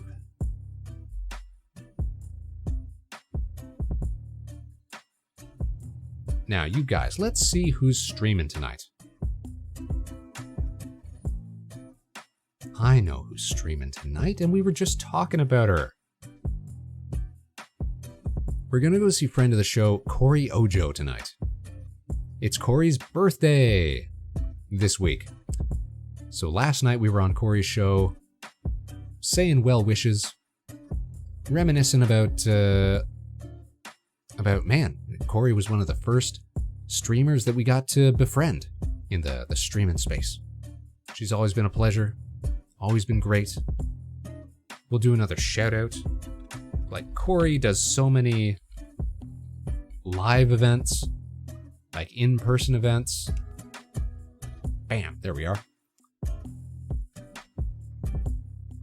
And Corey's done like concerts in Las Vegas, has done NASCAR deals, has done baseball team deals, like before HoloLive or anybody else got into it. Corey's a pioneer, a trailblazer. And we're just so glad that she's been part of our journey and that we got to be a part of hers. How do I ban? There we go. Get out of here, bot. You know you've made it as a streamer when you get the view bots. It means you're worth spending time on. That video is just 3 hours old, hot off the presses? Absolutely. Top quality. Yeah, that was Tuesday night's stream, and, well, it wasn't even a stream, it was just a recording, and now it's up on the YouTube, so check it out. Get to hear some adventurous stylings.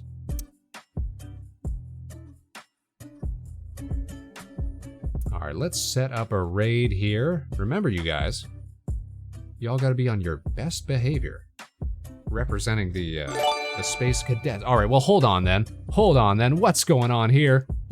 Give it a minute. Give it a second. Orange Onion? Orange Onion? Coming in with the gifted subs. Check it out, you got everybody. Big thanks to Orange Onion. How did that turn us into a level 2 hype train? Jeez. Because nobody gives out gifts like Orange Onion. How have you been? It's been a minute. Thanks so much for tuning in. You came late while we were considering going for the raid. Maybe we'll stick around for a little longer. How have you been doing? It's a Thursday stream. It's an unusual stream. We're here for it though. Thanks so much for them subs. You guys, make sure you say thank you to Orange Onion. So generous, so magnanimous.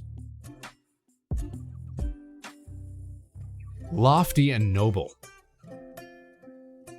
Really like the Switch 2? Yo! If I was gonna get a Switch 2, it's gonna be for 2 games. It's gonna be for the Mario Kart. Like, the original Switch I knew would just be a Mario Kart machine for me. So I could never justify actually getting one. Because it was like, alright, are we gonna drop this much dosh just to play one game? No, Spaceman, no. That's why they invented Garfield Kart. So you can have stupid collab streams with your friends without breaking the bank, you know? And with the Switch 2, it'd be the same thing. It'd be the new Mario Kart, and it would probably also be this Donkey Kong game. Have you played this Donkey Kong game? Or seen it at the very least? I've gotten to watch people play it. It's been a delight, because Spaceman is an absolute sucker for the established characters, had a you know, a little side adventure when they were younger. I love that. I absolutely love that. Getting to see young DK and Pauline have their own little side quest. That rules, man. That's awesome. That's one of my favorite things. It's stellar. I know, it's so good. A friend of mine was playing it today. Your friend has good taste, Ghost. What can we say? Mechanically, it looks fine, but narratively, I just love the concept.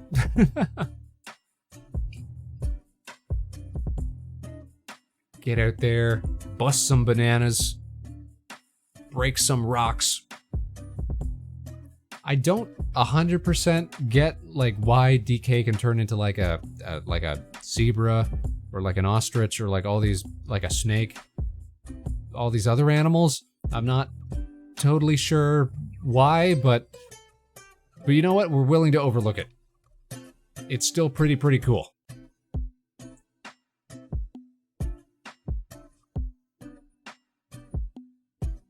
Though I will say, like, probably this new Mario Kart, what is it, Mario Kart World Tour? Or Mario Kart World, whatever it is. I think Mario Kart Tour was the mobile version, never mind. Mario Kart World? Mario Kart World, nailed it. First try. Just looks a little too technical for me. Like with all the like grinding and like wall riding and flips and stuff like that. Like it looks like I'm playing like Tony Hawk Pro Mario Kart sort of thing. Just give me some items. Give me some wheels. Maybe give me a hang glider. That's all I really need. I feel like I'd be getting outclassed in this new one. For sure. But it does look fun. That's the thing. Thankfully, we've got IRL friends who always buy Nintendo consoles, so I'm sure we'll get to play it at some point. But what's new with you, Orange Onion? Apart from the Switch 2. Hope you're doing well. We just left our job. Spaceman is an unemployed spaceman. Well, I shouldn't say that. Of course, we're still running the station here. Of course, we're still the #1 head custodian of Harbor Station. But we said farewell to our Earth job recently. Today was our last day. And we're pleased by this. We're not saddened. We're not upset. It was our choice. We weren't let go. We tendered our resignation. We stuck around for a few weeks, helped some people get through, planned holidays and stuff like that, because we had nothing bad to say about the business, the company, the office, the people inside. No, it was just a matter of Spaceman just not being satisfied with the work. No, Corey Ojo, oh man, you guys, this is, hold on, garbage avalanche incoming, the Ice Princess Raccoon and her snow syrups are here to raid your dumpster. They call this a dumpster? You guys, first of all, latest and greatest Space Cadets, how are you guys doing? Welcome to the show. This is the Vector Spaceman Show. I'm your host, Vector Spaceman, your #1 doctor recommended Vector Spaceman, source of all your essential space vitamins and minerals. Space trash is a delicacy, indeed, pack. Indeed. Welcome, Raiders. What a momentous evening. What a portentous moment. What a ponderous event. What a providential raid. Because we were like 3 seconds away from doing the exact same thing, from raiding into Corey's channel.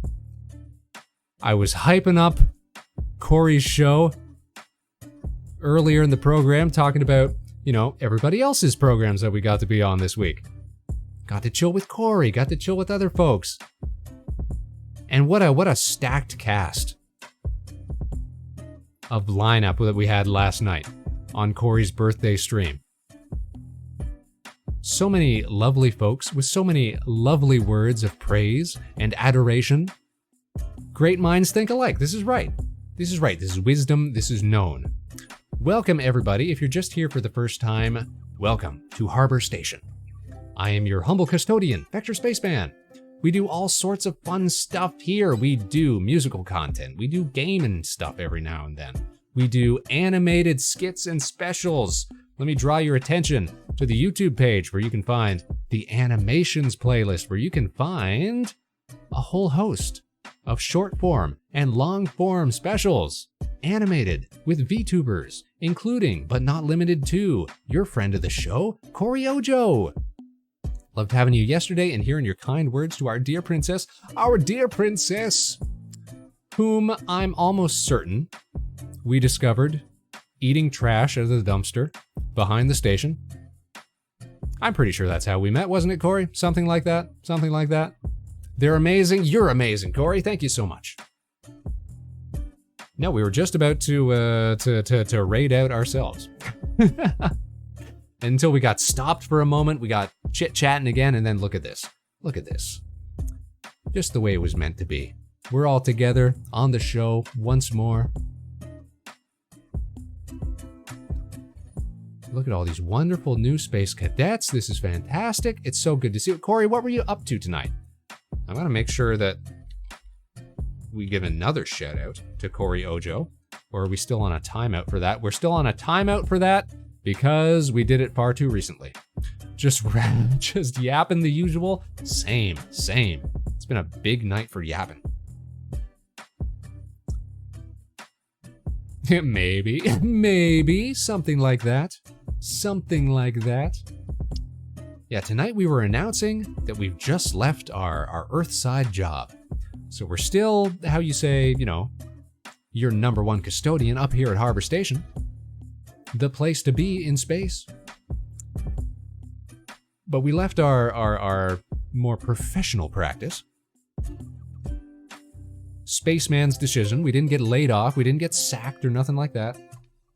We just weren't loving how it was making us feel, a little unfulfilled, a little drained, a little professionally exhausted. Earth has cow farts, that's true. And until we learn, as a species, to harness this power for good, not for evil, then we'll still be a young, naive species, I suppose. No Earth job, let's go, yeah. Congrats, ? Yes, real congrats. And we mean that. We're not bitter about it. It was our decision. It wasn't anything to do with the company. It wasn't anything to do with the people. It just wasn't for us. And sometimes you gotta be able to, dip before you wind up with too much regret, To finding something more fulfilling that fits you and adventuring in the meantime. Exactly. Thank you, Nix. Nix was also on the call-ins last night. So many fine folks here. Always leave on neutral terms. Well, here's the thing. We left on very positive terms. Like, everybody was... This was the hardest thing for me, if I'm honest. Like, we're not used to letting people down. We're not used to, dipping out of, professional contracts and things like that. It was really hard for me to actually, write that resignation letter. Oh my goodness gracious! Again, Orange Onion! You're too cool for school. More gifted subs, everybody. Give a big thanks to Orange Onion. All these certified space aces. This has been a fortuitous night. What a momentous occasion. It's a celebration, Space Cadets! If you want to build a safe, long-term base on the moon, you gotta build it underground. True. You gotta get all of that helium-3. I'm now imagining a spaceship with live cows in the cargo hold being harvested for gas to run that. Now you're thinking, Renzara. That's like some, that sounds like some oxygen not included shenanigans right there. Gifted subs. Look at this. What was I saying? I was saying something very, very, very meaningful. Very, very honest and exposing. I was saying that, that we're not used to letting people down. It was real hard to write that resignation letter because everybody was so positive about our performance at the job. We were so good at it. It just wasn't something that, was fulfilling enough, unfortunately. Which can be rough sometimes. There's a third helium? Yeah! Got them isotopes.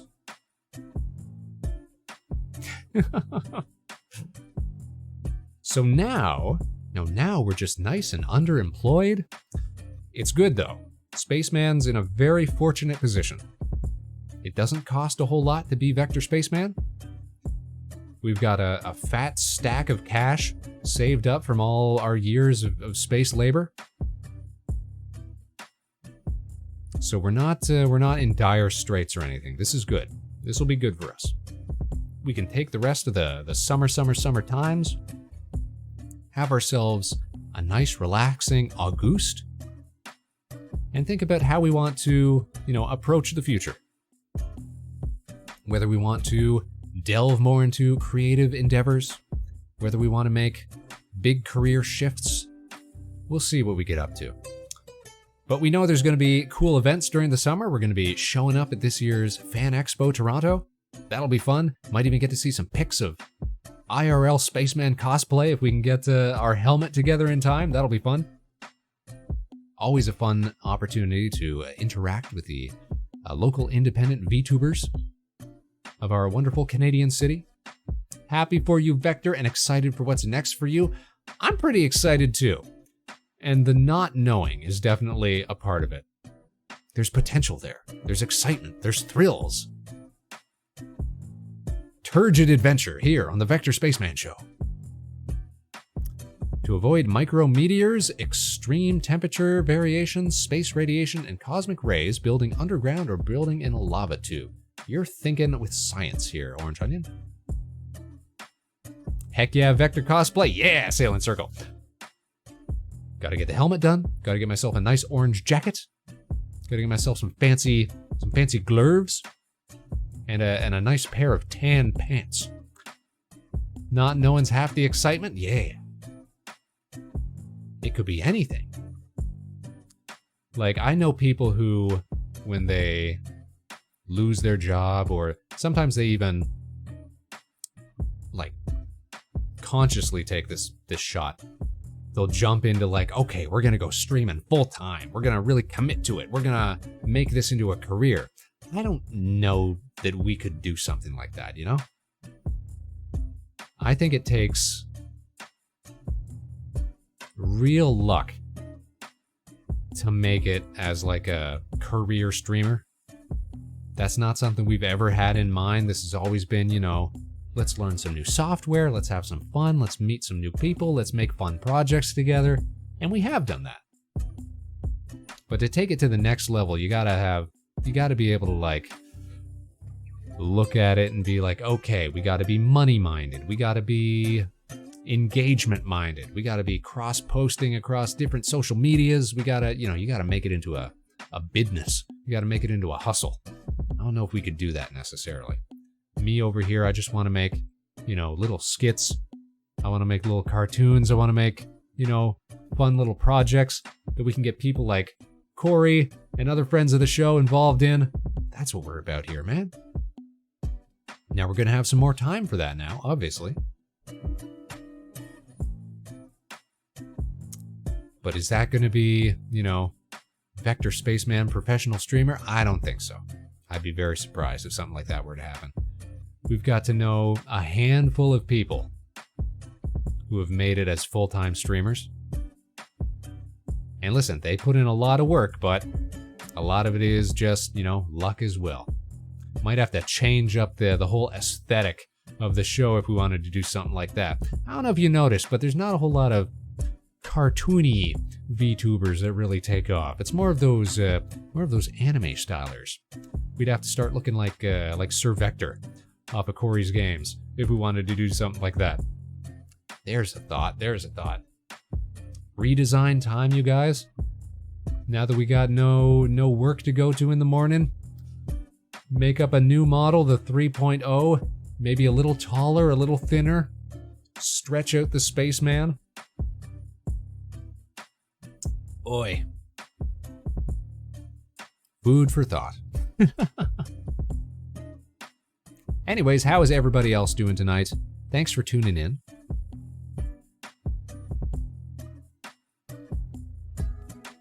I don't know how much longer we can keep going, because we were sort of getting to the ragged edge of the program, but we do appreciate everybody who's tuning in tonight. fighting to snooze all of these ads at the same time. There's Pumpkin Potion. She's okay, so I know Pumpkin Potion. She is fantastic. You're right about that. Very specific style. Very specific era. For a moment, I had thought that more people would resonate with sort of like the early 2000s Flash, Newgrounds-esque sort of thing we got going on. We get the people that appreciate that sort of look. I think we've already captured that audience. Not gonna lie, you look like if Space Ghost was in Nickelodeon. Yo, that's a pretty good assessment. You could be stream playing Mercenary for the Commodore 64.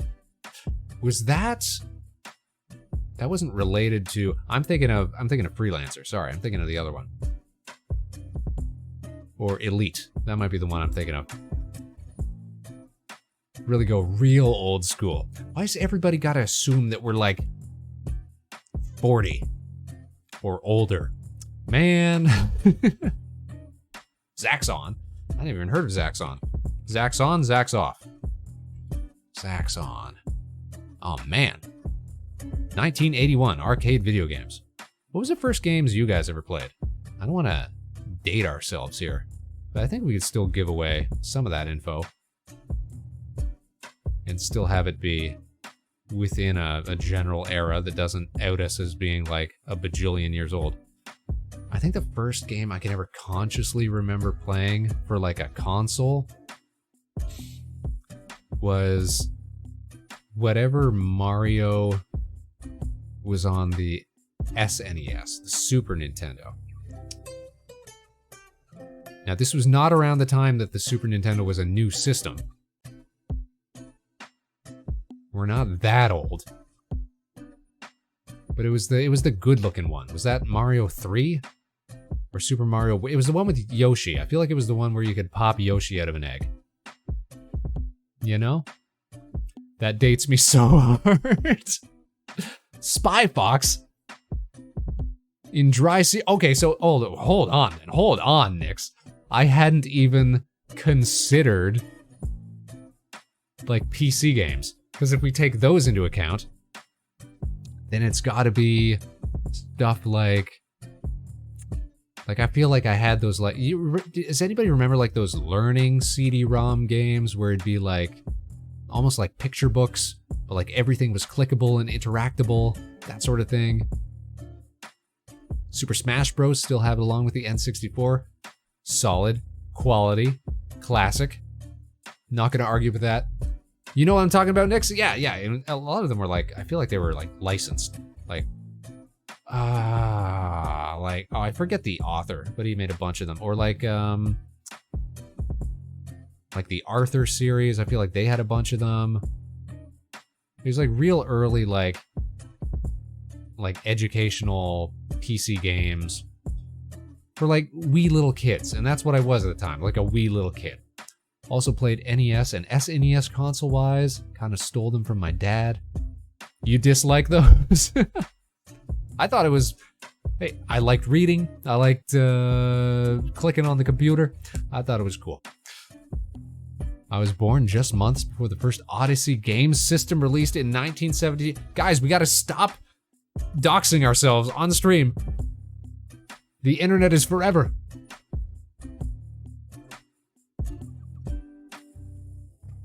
More Smash. Text-based games. Alright, well, if you're gonna own it, then that's fine. Be old and proud. We try to still keep up the illusion that we're a spry young spaceman as long as we can.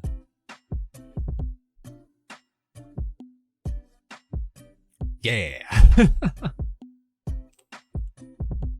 Nowhere next, like, I'd completely forgot about like those CD games that used to come in like cereal boxes and stuff like that. Because you'd get like, yeah, Spy Fox, like Freddy Fish, all those like, what was that name of that company? Because they did all that stuff like Pajama Sam. All those same sort of deal. Like everything's clickable. Almost like a, what do you call this? Point and click adventure, you know? Oddly enough, I loved those phonics packets that had levels A to Z. Huh. That would put Orange in prime Atari territory. Yeah, adventure games. Like the point and click adventure games. I'm thinking like, what was the one? What was the LucasArts one? Like the Pirate Island, Monkey Island? And stuff like that, right? Great genre that's kind of like, I think it was humongous. Yeah, I think you're right.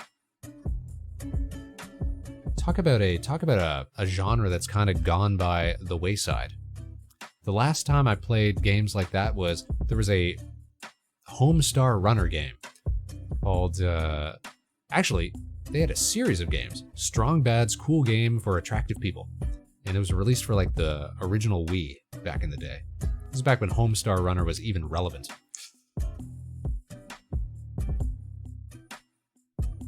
Just pointing and clicking and having adventures. All right, we will continue to talk nonsense, but first, we gotta take an ad, because Jeff Bezos be like that. Making us run advertisements for a couple of minutes. We're gonna take a 2-minute ad and then the Vector Spaceman show is gonna return. We can't snooze it anymore, we've already run out of those. So we gotta suffer through it. Let me know what kind of ads you guys are getting, because I like to know what they're trying to force on you, what you're being curated on the show. And then we're gonna keep talking about nonsense, at least for a little while.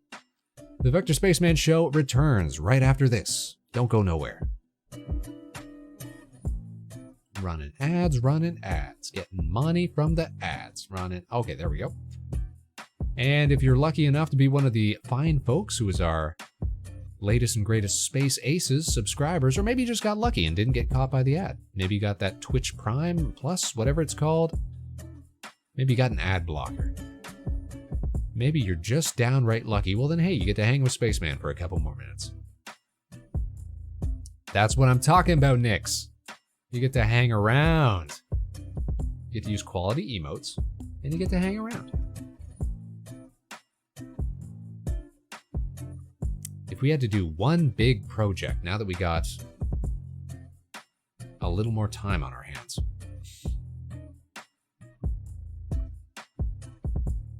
it's gonna have to be, let's do more skits. I love doing those little like 2 to 5 minute animated skits that we've done. Quicker turnaround time, less stress. We're not killing ourselves with all-nighters. If I could push myself to get like at least one of those done a month, I feel like I'd be happy.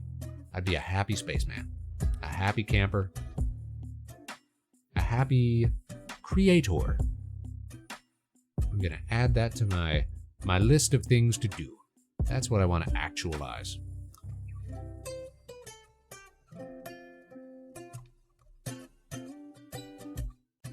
Everybody keeps telling me, now that we got so many raiders, you know, I'll wait till the ad's done, and then we'll bring it up again.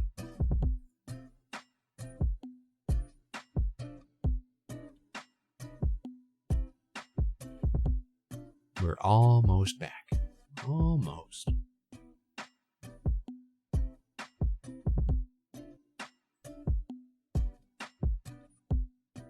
Three, 2, 1. Looks like we're back. Fantastic. Thanks for sticking with us, Space Cadets. What kind of goofy ads you get confronted with? Heinz, Jack in the Box, DoorDash, a movie called Together, and a movie called Weapons. Movies have the worst names nowadays. I believe this. I feel this. Let me ask you guys something. Weapons trailer, Nobody 2 trailer, Samsung Watch, Wingstop, Subaru. Wingstop and Subaru has been a consistency tonight.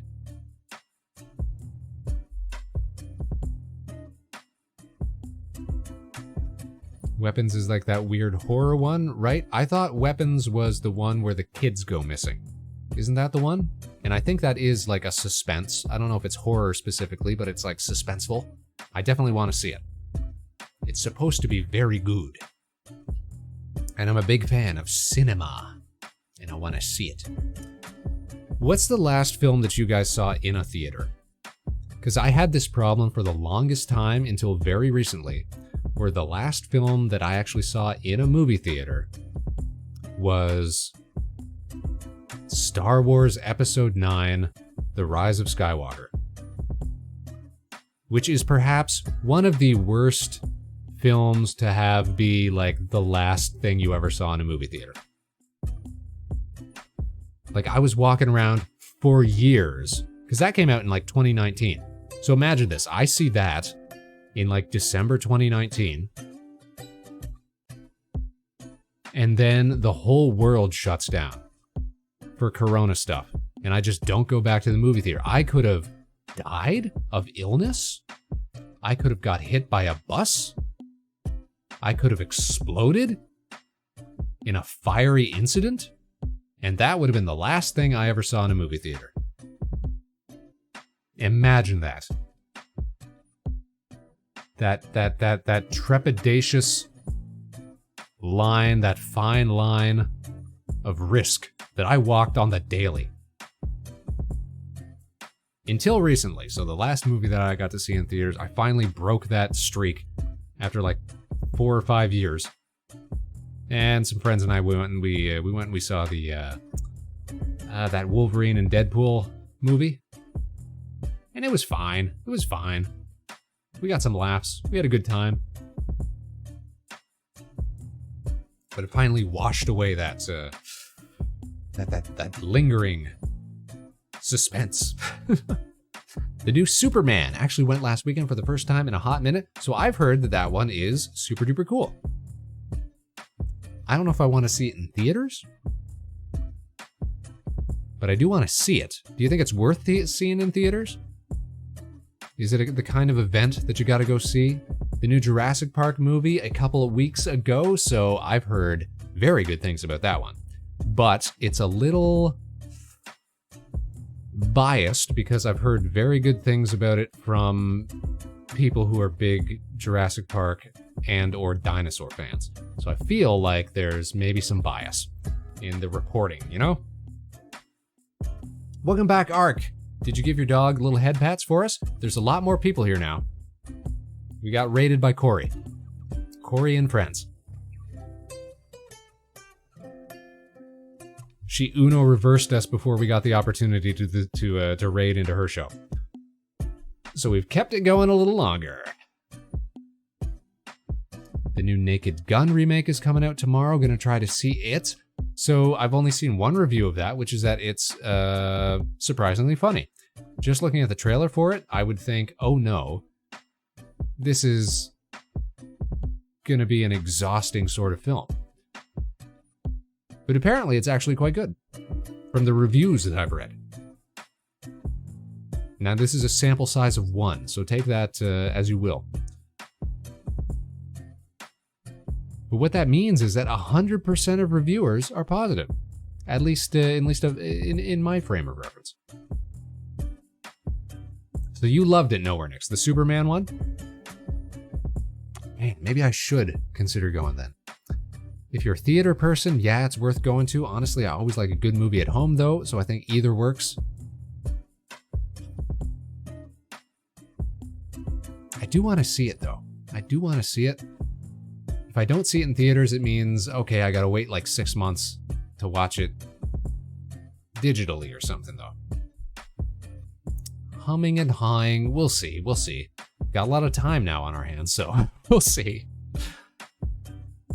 Imagine an Adam Sandler film being the last film you watch. Yeah, listen, if I had gone to the theater to see, if somebody had dragged me to the movies to see this new, like, Happy Gilmore 2 or whatever, and it sucked, and that was the last film I ever saw, yeah, I'd die mad about it.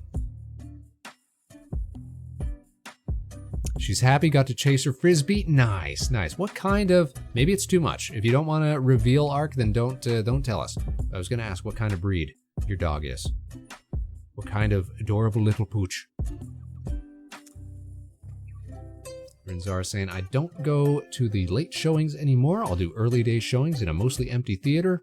There for the giant screen, not for the audience. I've heard that moviegoers these days have gotten so obnoxious and so, what's the word? So ill-mannered? Like to an astounding degree. Like on their phones, talking in the theater, or like looking stuff up, filming at the same time. It's like, where were you people raised? How did you learn to be this way? I don't understand it. The theater used to be a refined experience. A corgi. Oh, corgis are dope, though. Corgis are wonderful. I love it. Do we got prospects? Who's got prospects? What prospects are we talking about here, Ark?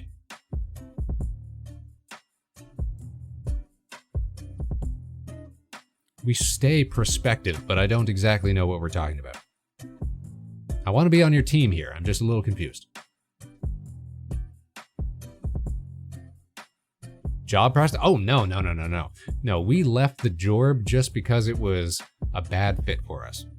We didn't have anything else lined up.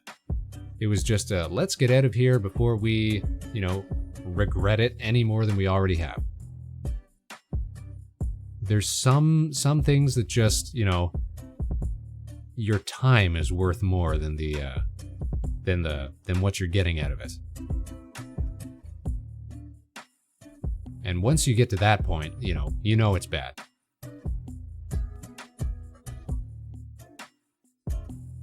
Physically, we could have powered through another few months, maybe to the end of the contract, but no. Can we all fight and attack each other over the latest few episodes of South Park? So I have only seen the first episode of the new episodes of South Park. Has there been another one already? Like, that whole show completely was off my radar. That happens to me with so many shows. Like, I'll completely forget that they're doing a new season, and then it'll get to a point where it's like halfway through the season, or it's completely finished, and I'll get like a little treat, a little surprise. Be like, hey, here's a whole season of a show that you forgot about. Go watch it. Go binge it. That's how I enjoy anything Jersey Shore these days. You'd be like, oh yeah, that show is still on the air, inexplicably. That's like my little November, December treat. It's like a little gift to myself. It's like, what do you mean they made a whole new season? What do you mean there's like 40 episodes? And then, I'll be up in the station with my feet kicked up, watching the aging adventures of these once great reality TV stars, while eating all sorts of holiday snacks. South Park is 28 years old. Where did the time go? Man. Was I even around when original South Park? How old was I when original South Park was? I ain't even gonna question it. I ain't even gonna do math. I ain't even gonna try.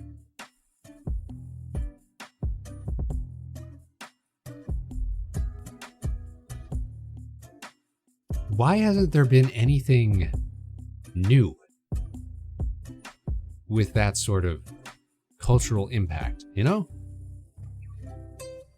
Why do we still... Wouldn't it be nice if we could just cycle stuff, Wouldn't it be nice if we didn't have to put up with things for like 30 years?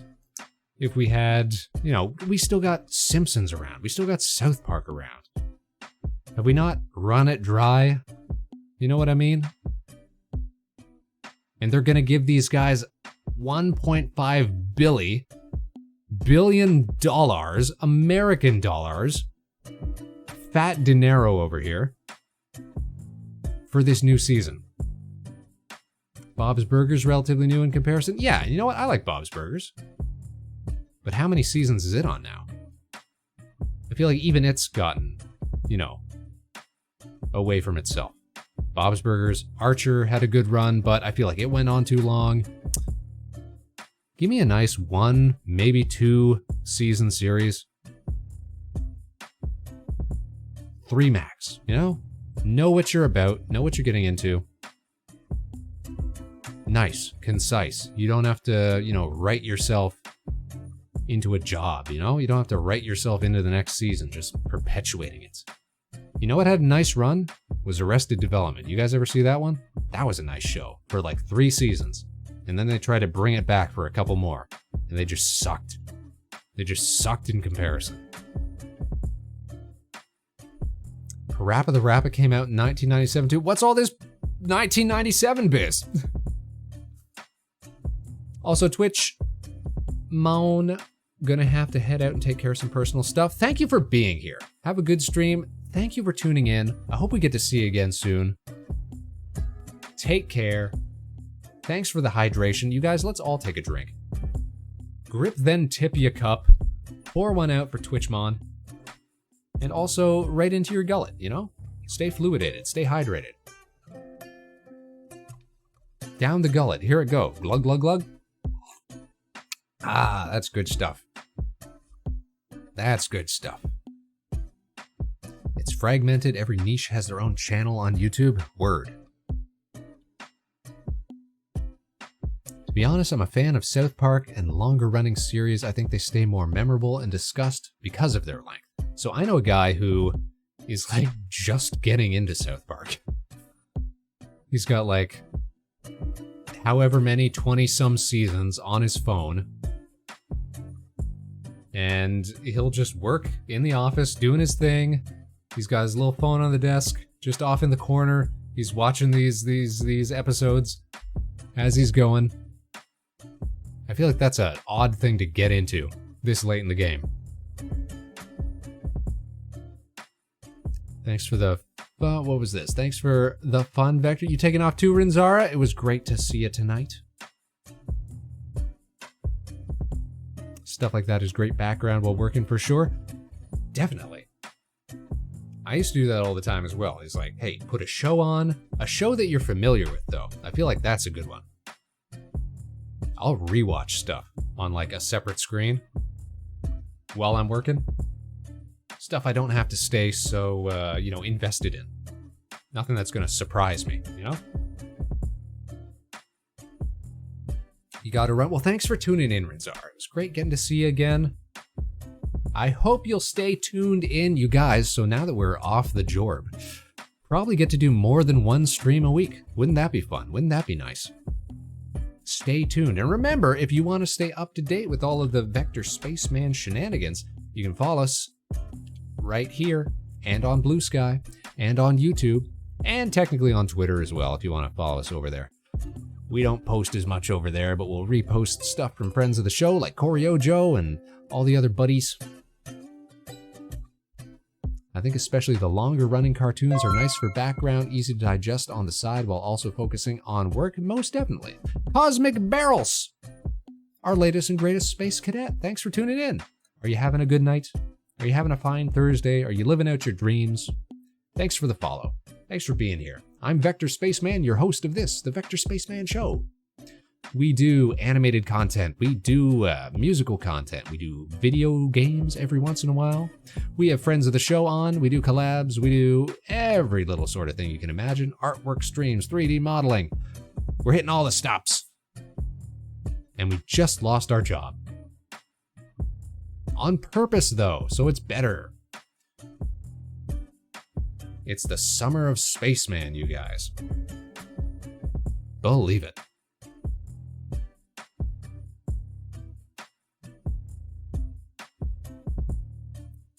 You know what? I should ask our new Space Cadets, the people who came in with Corey's raid. Earlier we were talking about how everybody at the jorb was saying, "Oh, Spaceman, you're going to be taking time off. You're young. You're hip. You've got the means. You should travel the world. You should go abroad. You should, capitalize on that youth." So I was thinking, you guys, if you could get on a plane tomorrow, anywhere in the world that you could go, what would that be? What would you want to do? Living out your dreams. We've gone abroad in the past and quite far, but at the same time quite limited. We used to live in Japan. We used to work and live over there, and we've been back a few times. And it's like on the complete opposite side of the world. So it's like as far as you can go.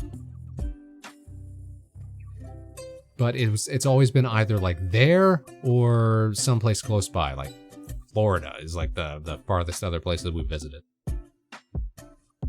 Which, for context, Spaceman, we're orbiting above Southern Ontario, Canada, the station.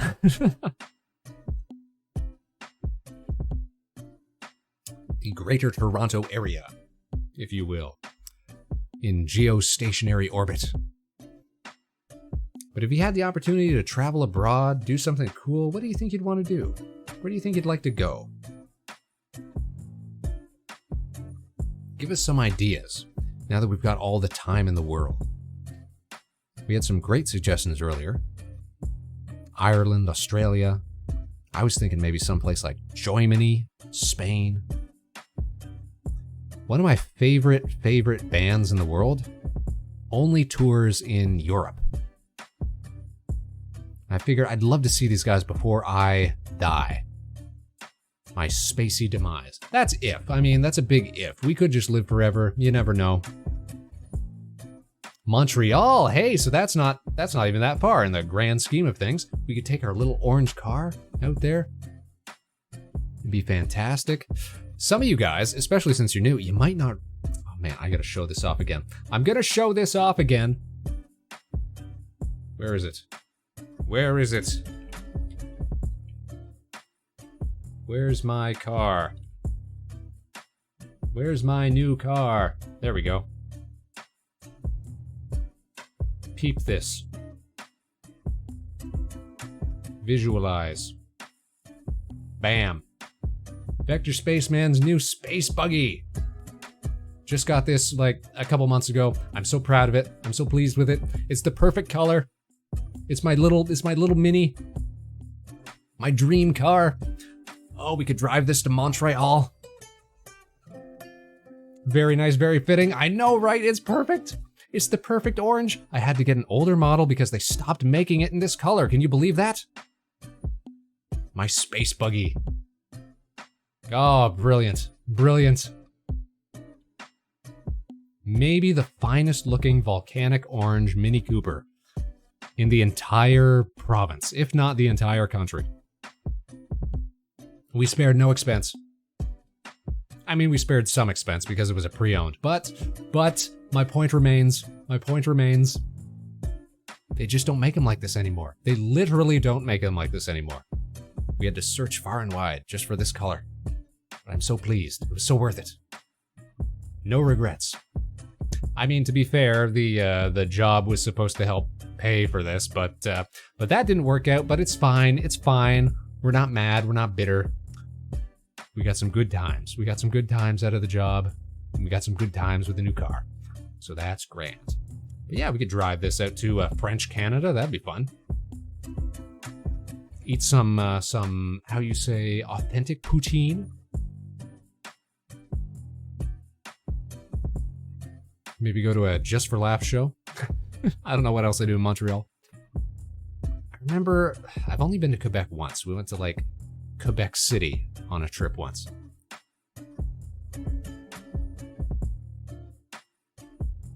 As part of like a class trip back in the day.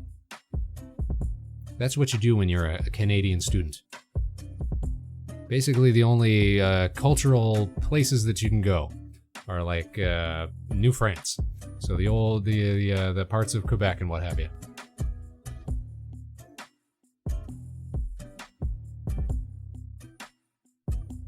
Nix is saying, honestly not sure. Alaska, Iceland, Japan, somewhere. Frigid places, eh? Alaska's supposed to be very pretty. Iceland. I feel like we know somebody who just went to Iceland. Or it could be Norway. Or it could be some other place entirely. Now I'm absolutely not sure whatsoever. But Japan's always rad. One of my favorite places to go, and I keep going back and I keep dragging friends back with me. It's just the place to be. Alaska's beautiful. That's what they say.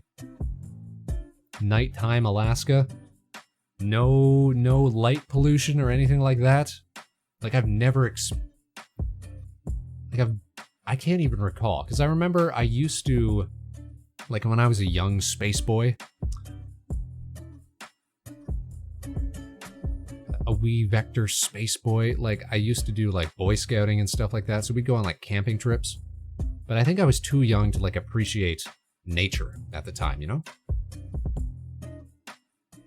So I can't remember like distinctly like starlit skies or anything like that, the way you see in like pictures. Because living in the city now, you don't see nothing. Too much light refraction, you know?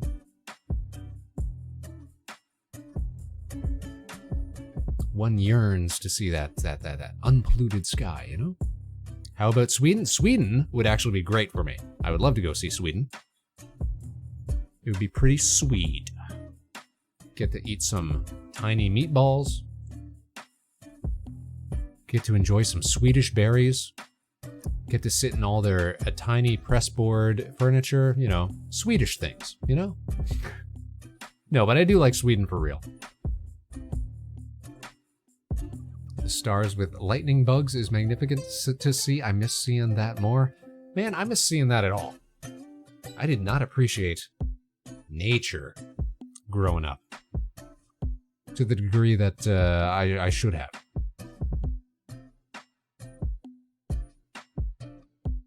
Such a shame. Cheers, Kern's up in the biz. Look at this. Kern, we got a stacked cast tonight. We got a big raid. We're chit-chatting. How are you doing, Karen? You living out your dreams? You having a good night? Guess what? We lost our job. But this is good. This was on purpose. We're out of that jorb. Woots, big woots. This was a calculated spaceman decision.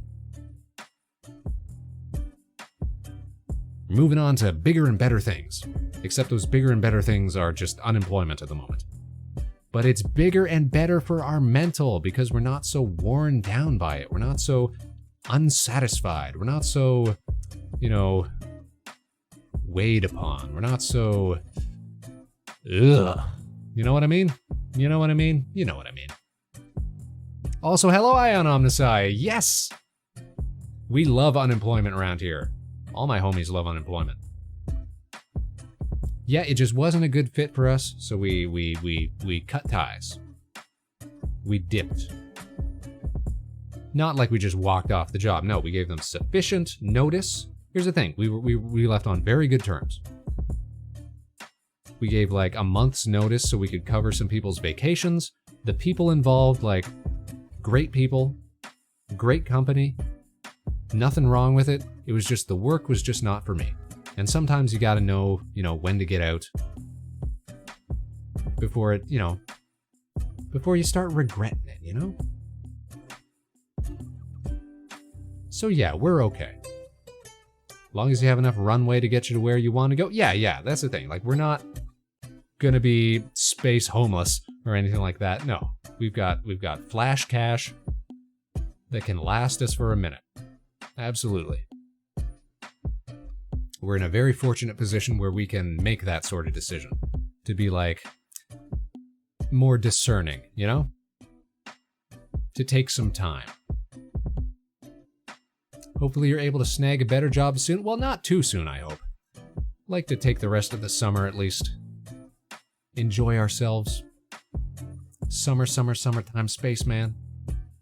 Hope you won't have to sell your space helmet or the space station. Which reminds me, I wonder if this command still works.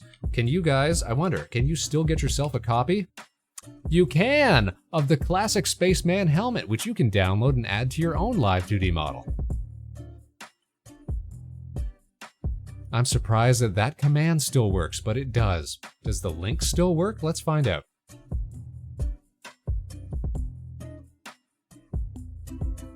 It sure does. Look at that. Drag and drop that into your live 2D folder and you got yourself a helmet there.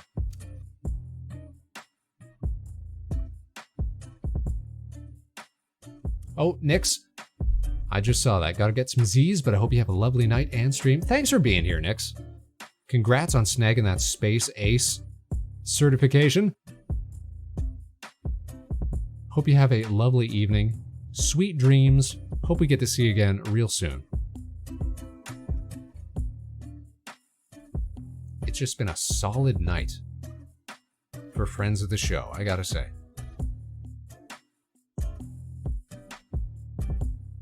What do you think, Kern? What should be our next big project? Now that we got so much time on our hands. Besides quitting, what have you been up to? Well, Karen, let me tell you. It's going to be a what's the word? A consequential summer here for Vector Spaceman. We've got events coming up in the Space Canada region. We got Fan Expo, Toronto. We got another one nearby, Japan Fest, that we're probably going to be appearing at. Hopefully, we're going to have our IRL Vector Spaceman cosplay outfit done in time, that we can take some pics, share some helmets, chill with the other local independent VTubers, the folks we've been hanging with, but you know, we always got to kind of hide ourselves because we don't show up on camera just as ourselves, you know? So if we can sort of disguise ourselves, then hey, that's more fun. That would be neat. That would be neat. I think it's neat. I'd love to see Alpine or Palm with a helmet. So Palm, like, is just almost is a pretty good approximation of her model to begin with. So Palm never, like, hides from photos or anything like that. Alpine kind of does. Like, every now and then you'll see them in a video or something like that, but not super public. But yeah, slap a helmet on them, and yeah, way easier. Palm posts pics everywhere. Yeah, Palm used to be a face streamer, so not unaccustomed to that sort of thing. Oh, but speaking of Fan Expo, I found out that at this year's Fan Expo Toronto, that Mr. Sir Ewan McGregor is going to be showing up, Mr. Obi-Wan Kenobi. And then I read a little more into like his panels and stuff like that, and you can get autographs from Ewan McGregor for $300, which sounds outrageous. That seems like a lot of money to drop on getting your I don't know, your lightsaber signed or something like that. $300, right? Stand in a line, share a few words with Obi-Wan, and just for a signature, $300 dues? Canadian dollar dues, mind you. We're talking loonies over here. But still.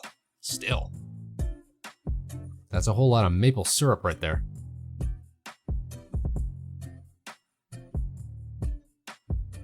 Now, I've got a friend who did wait in line to meet Jeff Goldblum at a previous Fan Expo.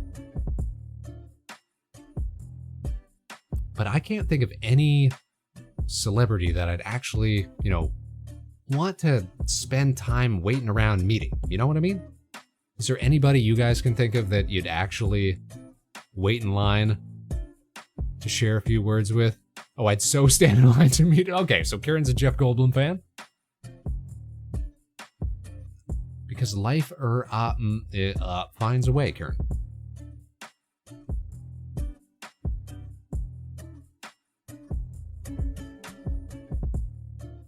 Jeff Goldblum.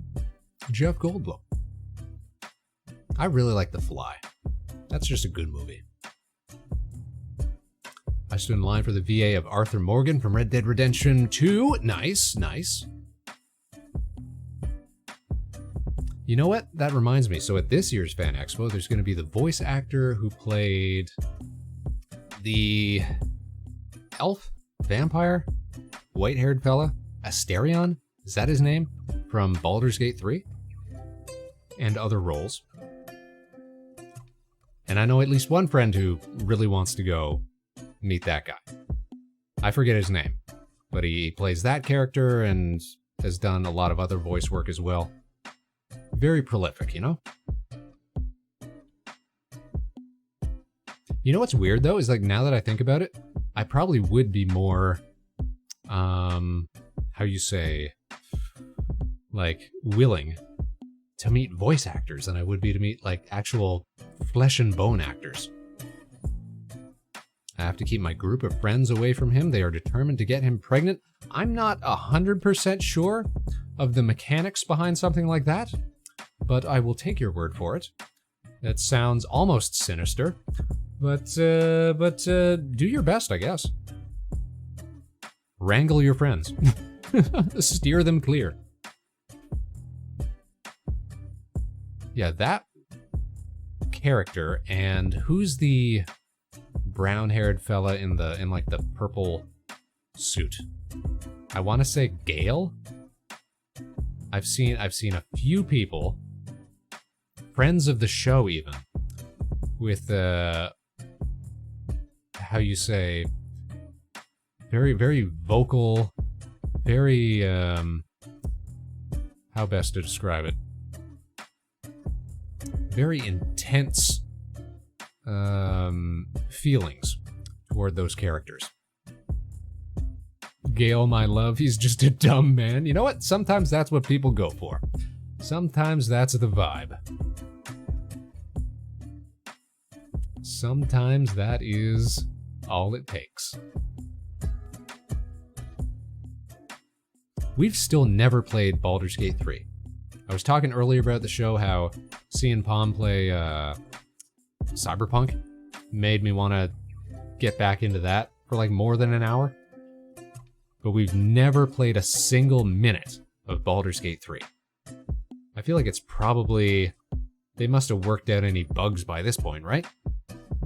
We could probably get into that. I just don't know if it's something to do on stream. Or maybe it is. Can't you play it with friends? Or am I thinking of that wrong? There's like a party involved, but can you have different players controlling different characters? Or is it all like XCOM where you gotta control everybody? Oh yeah, and you can mod it like crazy? Okay, we love modding like crazy. Yup, what's yup mean? Yup means you can play it with friends? Because that might be cool to do. Each person controls their own character? Alright, well alright, we'll look into that then, because that sounds like it'd be right up our alley. Right up our space alley. Not like that though. You guys know what I mean.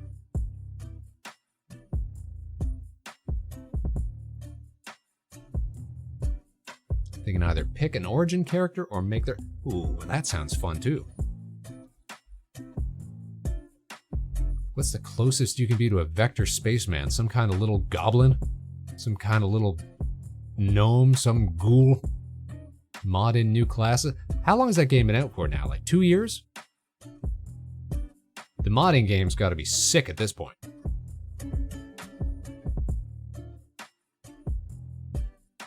Yeah, most definitely.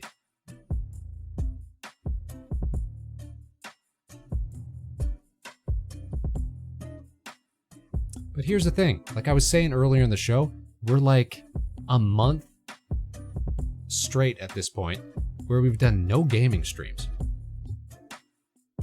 I'm kind of enjoying just getting to chit-chat all the time. It's a lot of fun. Modders are making new content with AI voice. Ew! Ew! Ew! They gave out the source files, well that's cool, but with AI voices? Ew! Robots? Gross, man. No, you should just hire willing and eager amateur voice actors. Folks like Vector Spaceman. It's because the VAs are done with Baldur's Gate. Oh, wait, I see. So voices for the original characters. I see. Still ew, but I see what they're trying to do. But it's like you can't just find a sound-alike. Wouldn't that be the go-to? There aren't enough dorks out there who can't do a voice. Voice actors, perhaps? Isn't that in the name? Isn't that part of the deal? You know? You know? You know. Yeah, we appreciate game modders in general, though.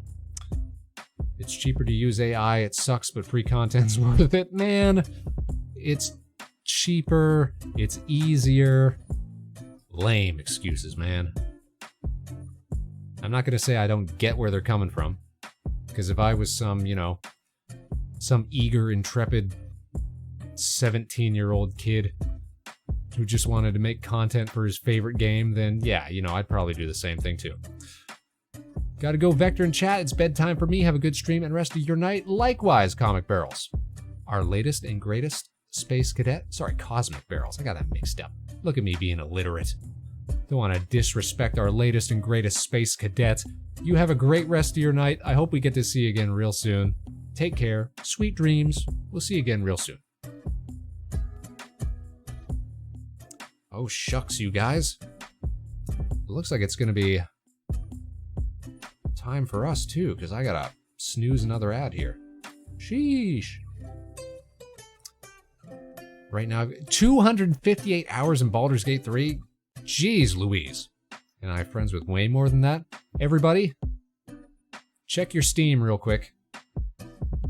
Check your stats. I want to know everybody's most hours played in a game. Find it for me real quick. Sound off. Tell us what it is.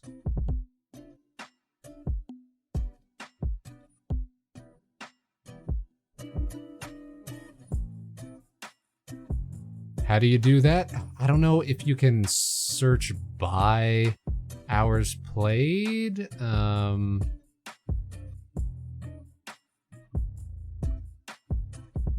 Necessarily, but you must have a pretty good idea of what it is, right?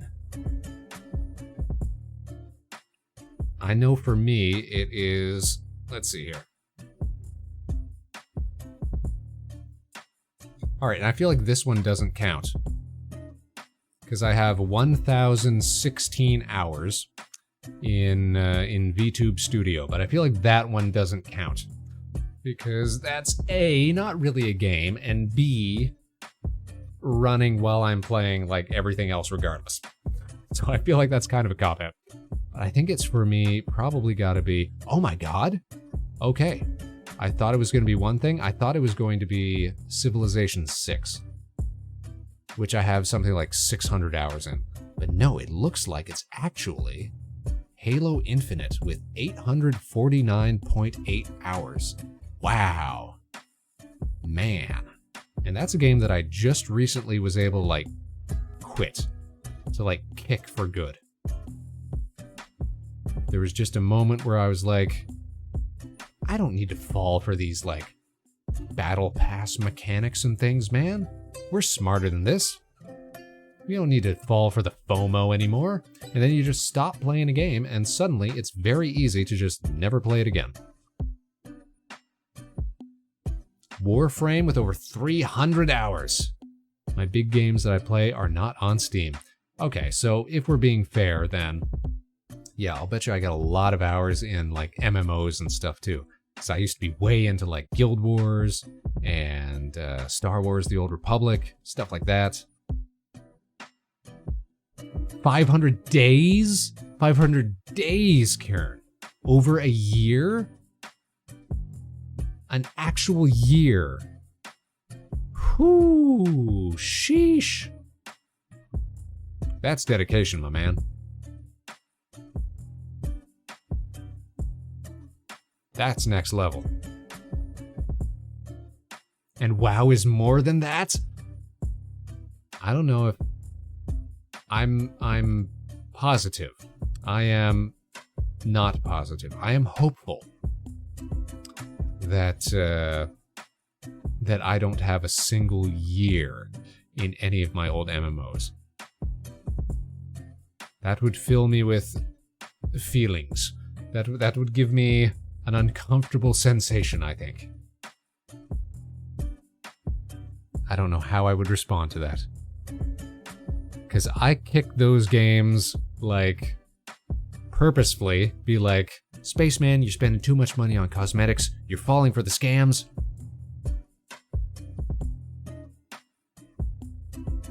You gotta better yourself. Also, hello, Super Writing Robot. How are you doing tonight?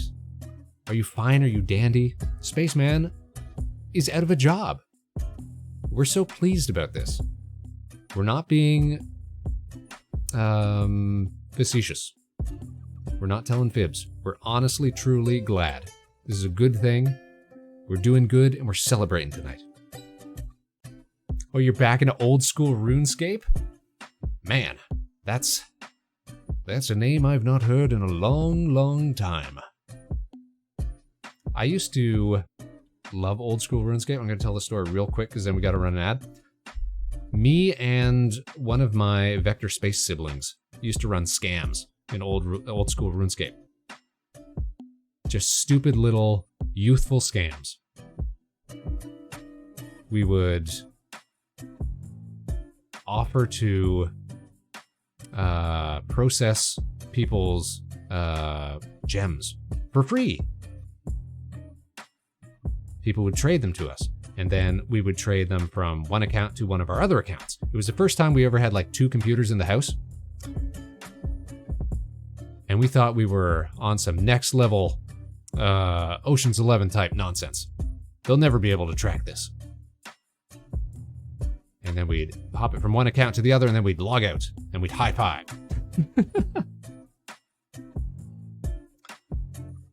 You're fine and dandy. I'm loving it. Guys, I've got bad news. We've got to run an ad. We can't put it off any longer. We'll be back in 2 minutes. The heist, yes. The schemes, the crimes. So chill, go grab a drink, do something. We're back into the Vector Spaceman show continues right after this.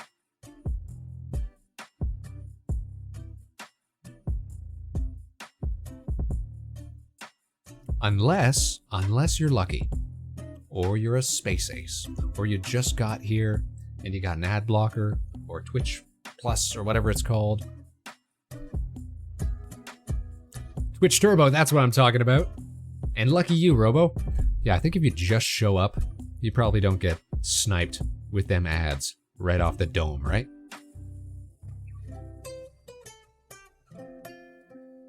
Which means you get to chill with me. Let's all take a drink real quick. I'm gonna redeem a hydrate in the chat just for everybody, just for everybody's benefit. Everybody take a drink. What I really wanted to do tonight was to do a karaoke stream. I would have loved to do that, but unfortunately, the station neighbors are around, so we don't want to be disruptive. I know, Karen, it would have been great, but we're gonna have to put that off for another time. Jobless karaoke will come another night.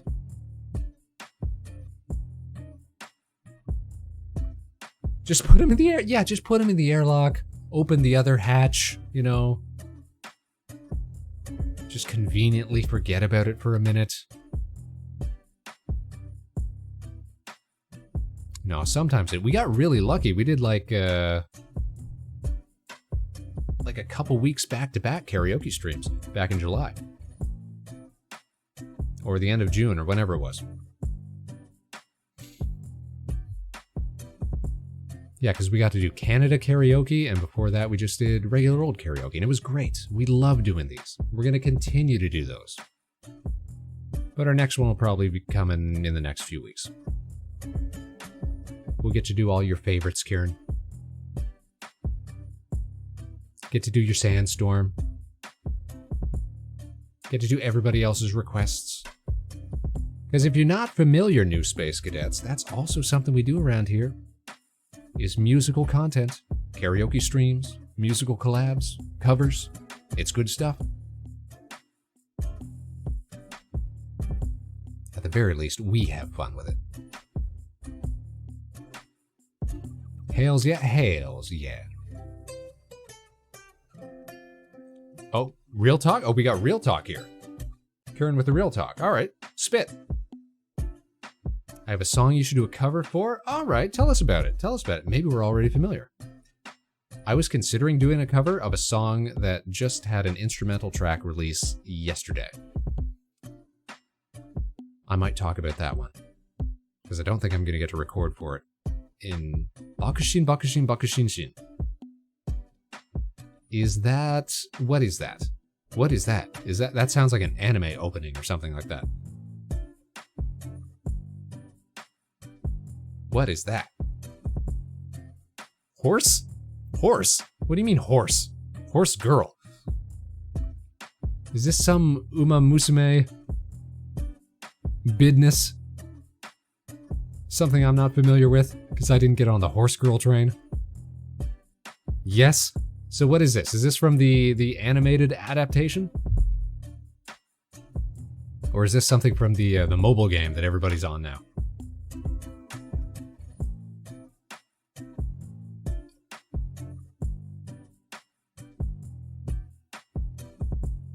Song from the game? Okay. Is it catchy? Is it cool? Should we look it up? Should we listen to it on stream? Are we gonna get penalized if we do that? Do it. It's great. All right, well, let's give it a listen. Let's give it a gander then, shall we? Let's go to YouTube so we can listen to a song. A song about horses. Bakushin, Bakushin, Bakushin Shin.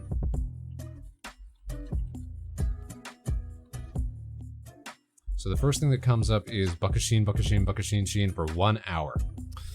I don't think we need that much.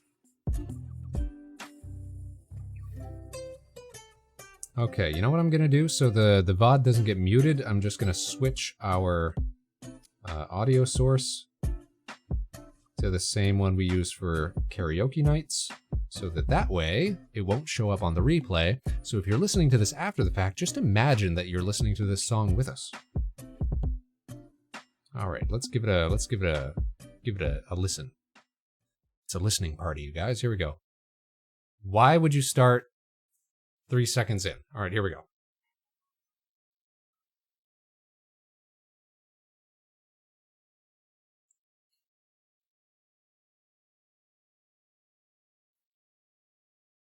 All right, I'm starting to get the appeal.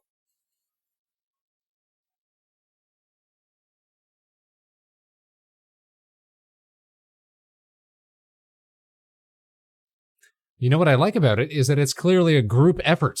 It's not just one singer.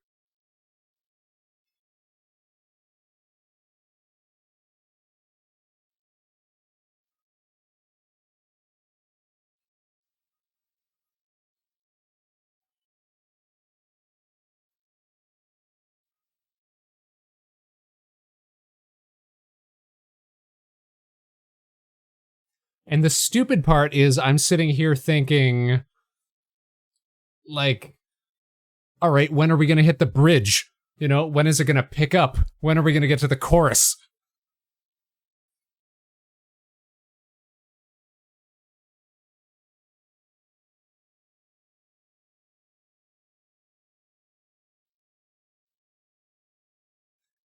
So what I'm gathering from this, Kieran, is that we should be coordinating a whole group to do this. Everybody gets to do a rendition. And we get some peak character art done of a bunch of VTubers with horse ears.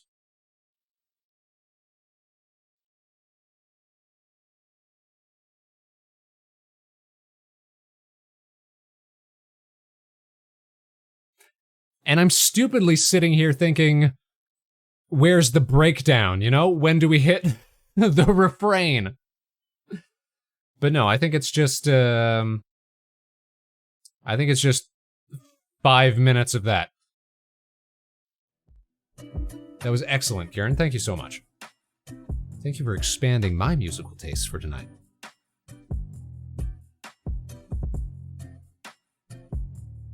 Yep, that is all. That is all. We were not displeased. Let me tells you. A young spaceman was not displeased. That was something. So how is nobody... Somebody must have done a cover of that in the VTubing space. We gotta get somebody to put a big collab together. Everybody, you're gonna do the line once, and we're gonna stitch it all together into something fancy. Something fancy.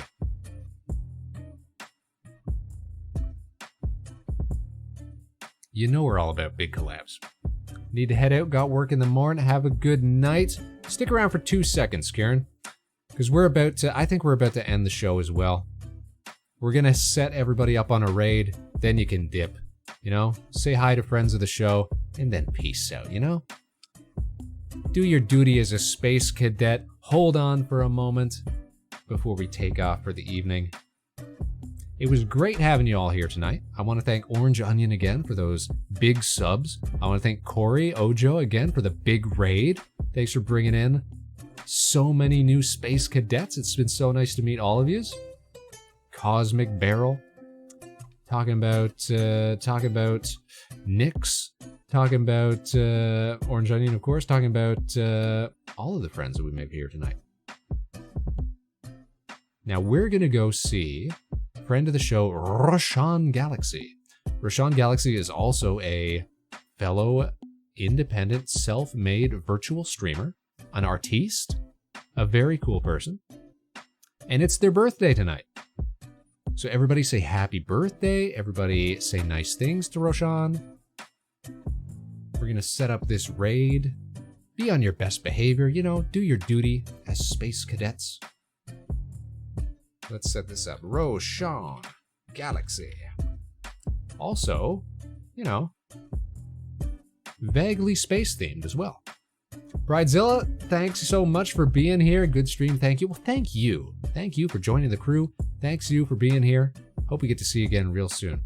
Space Cadets, I know that's all for us here tonight, but as always, I want to thank each and every one of you for tuning in tonight, wherever and whenever you are. You can join us again next week, same time, same place, Tuesdays, and who knows, perhaps some other nights, 8 p.m. Eastern, right here at Harbor Station. We'll catch you on the other side, Space Cadets. Until then, of course, no matter what life throws your way, good luck and Godspeed. This is Vector Spaceman signing off. Now stick around for that raid, because we're about to send you off for some more great content for your evening. All right, take care, everybody. Say nice things. Say happy birthday to Roshan. We'll see you guys all again real soon. Bye-bye.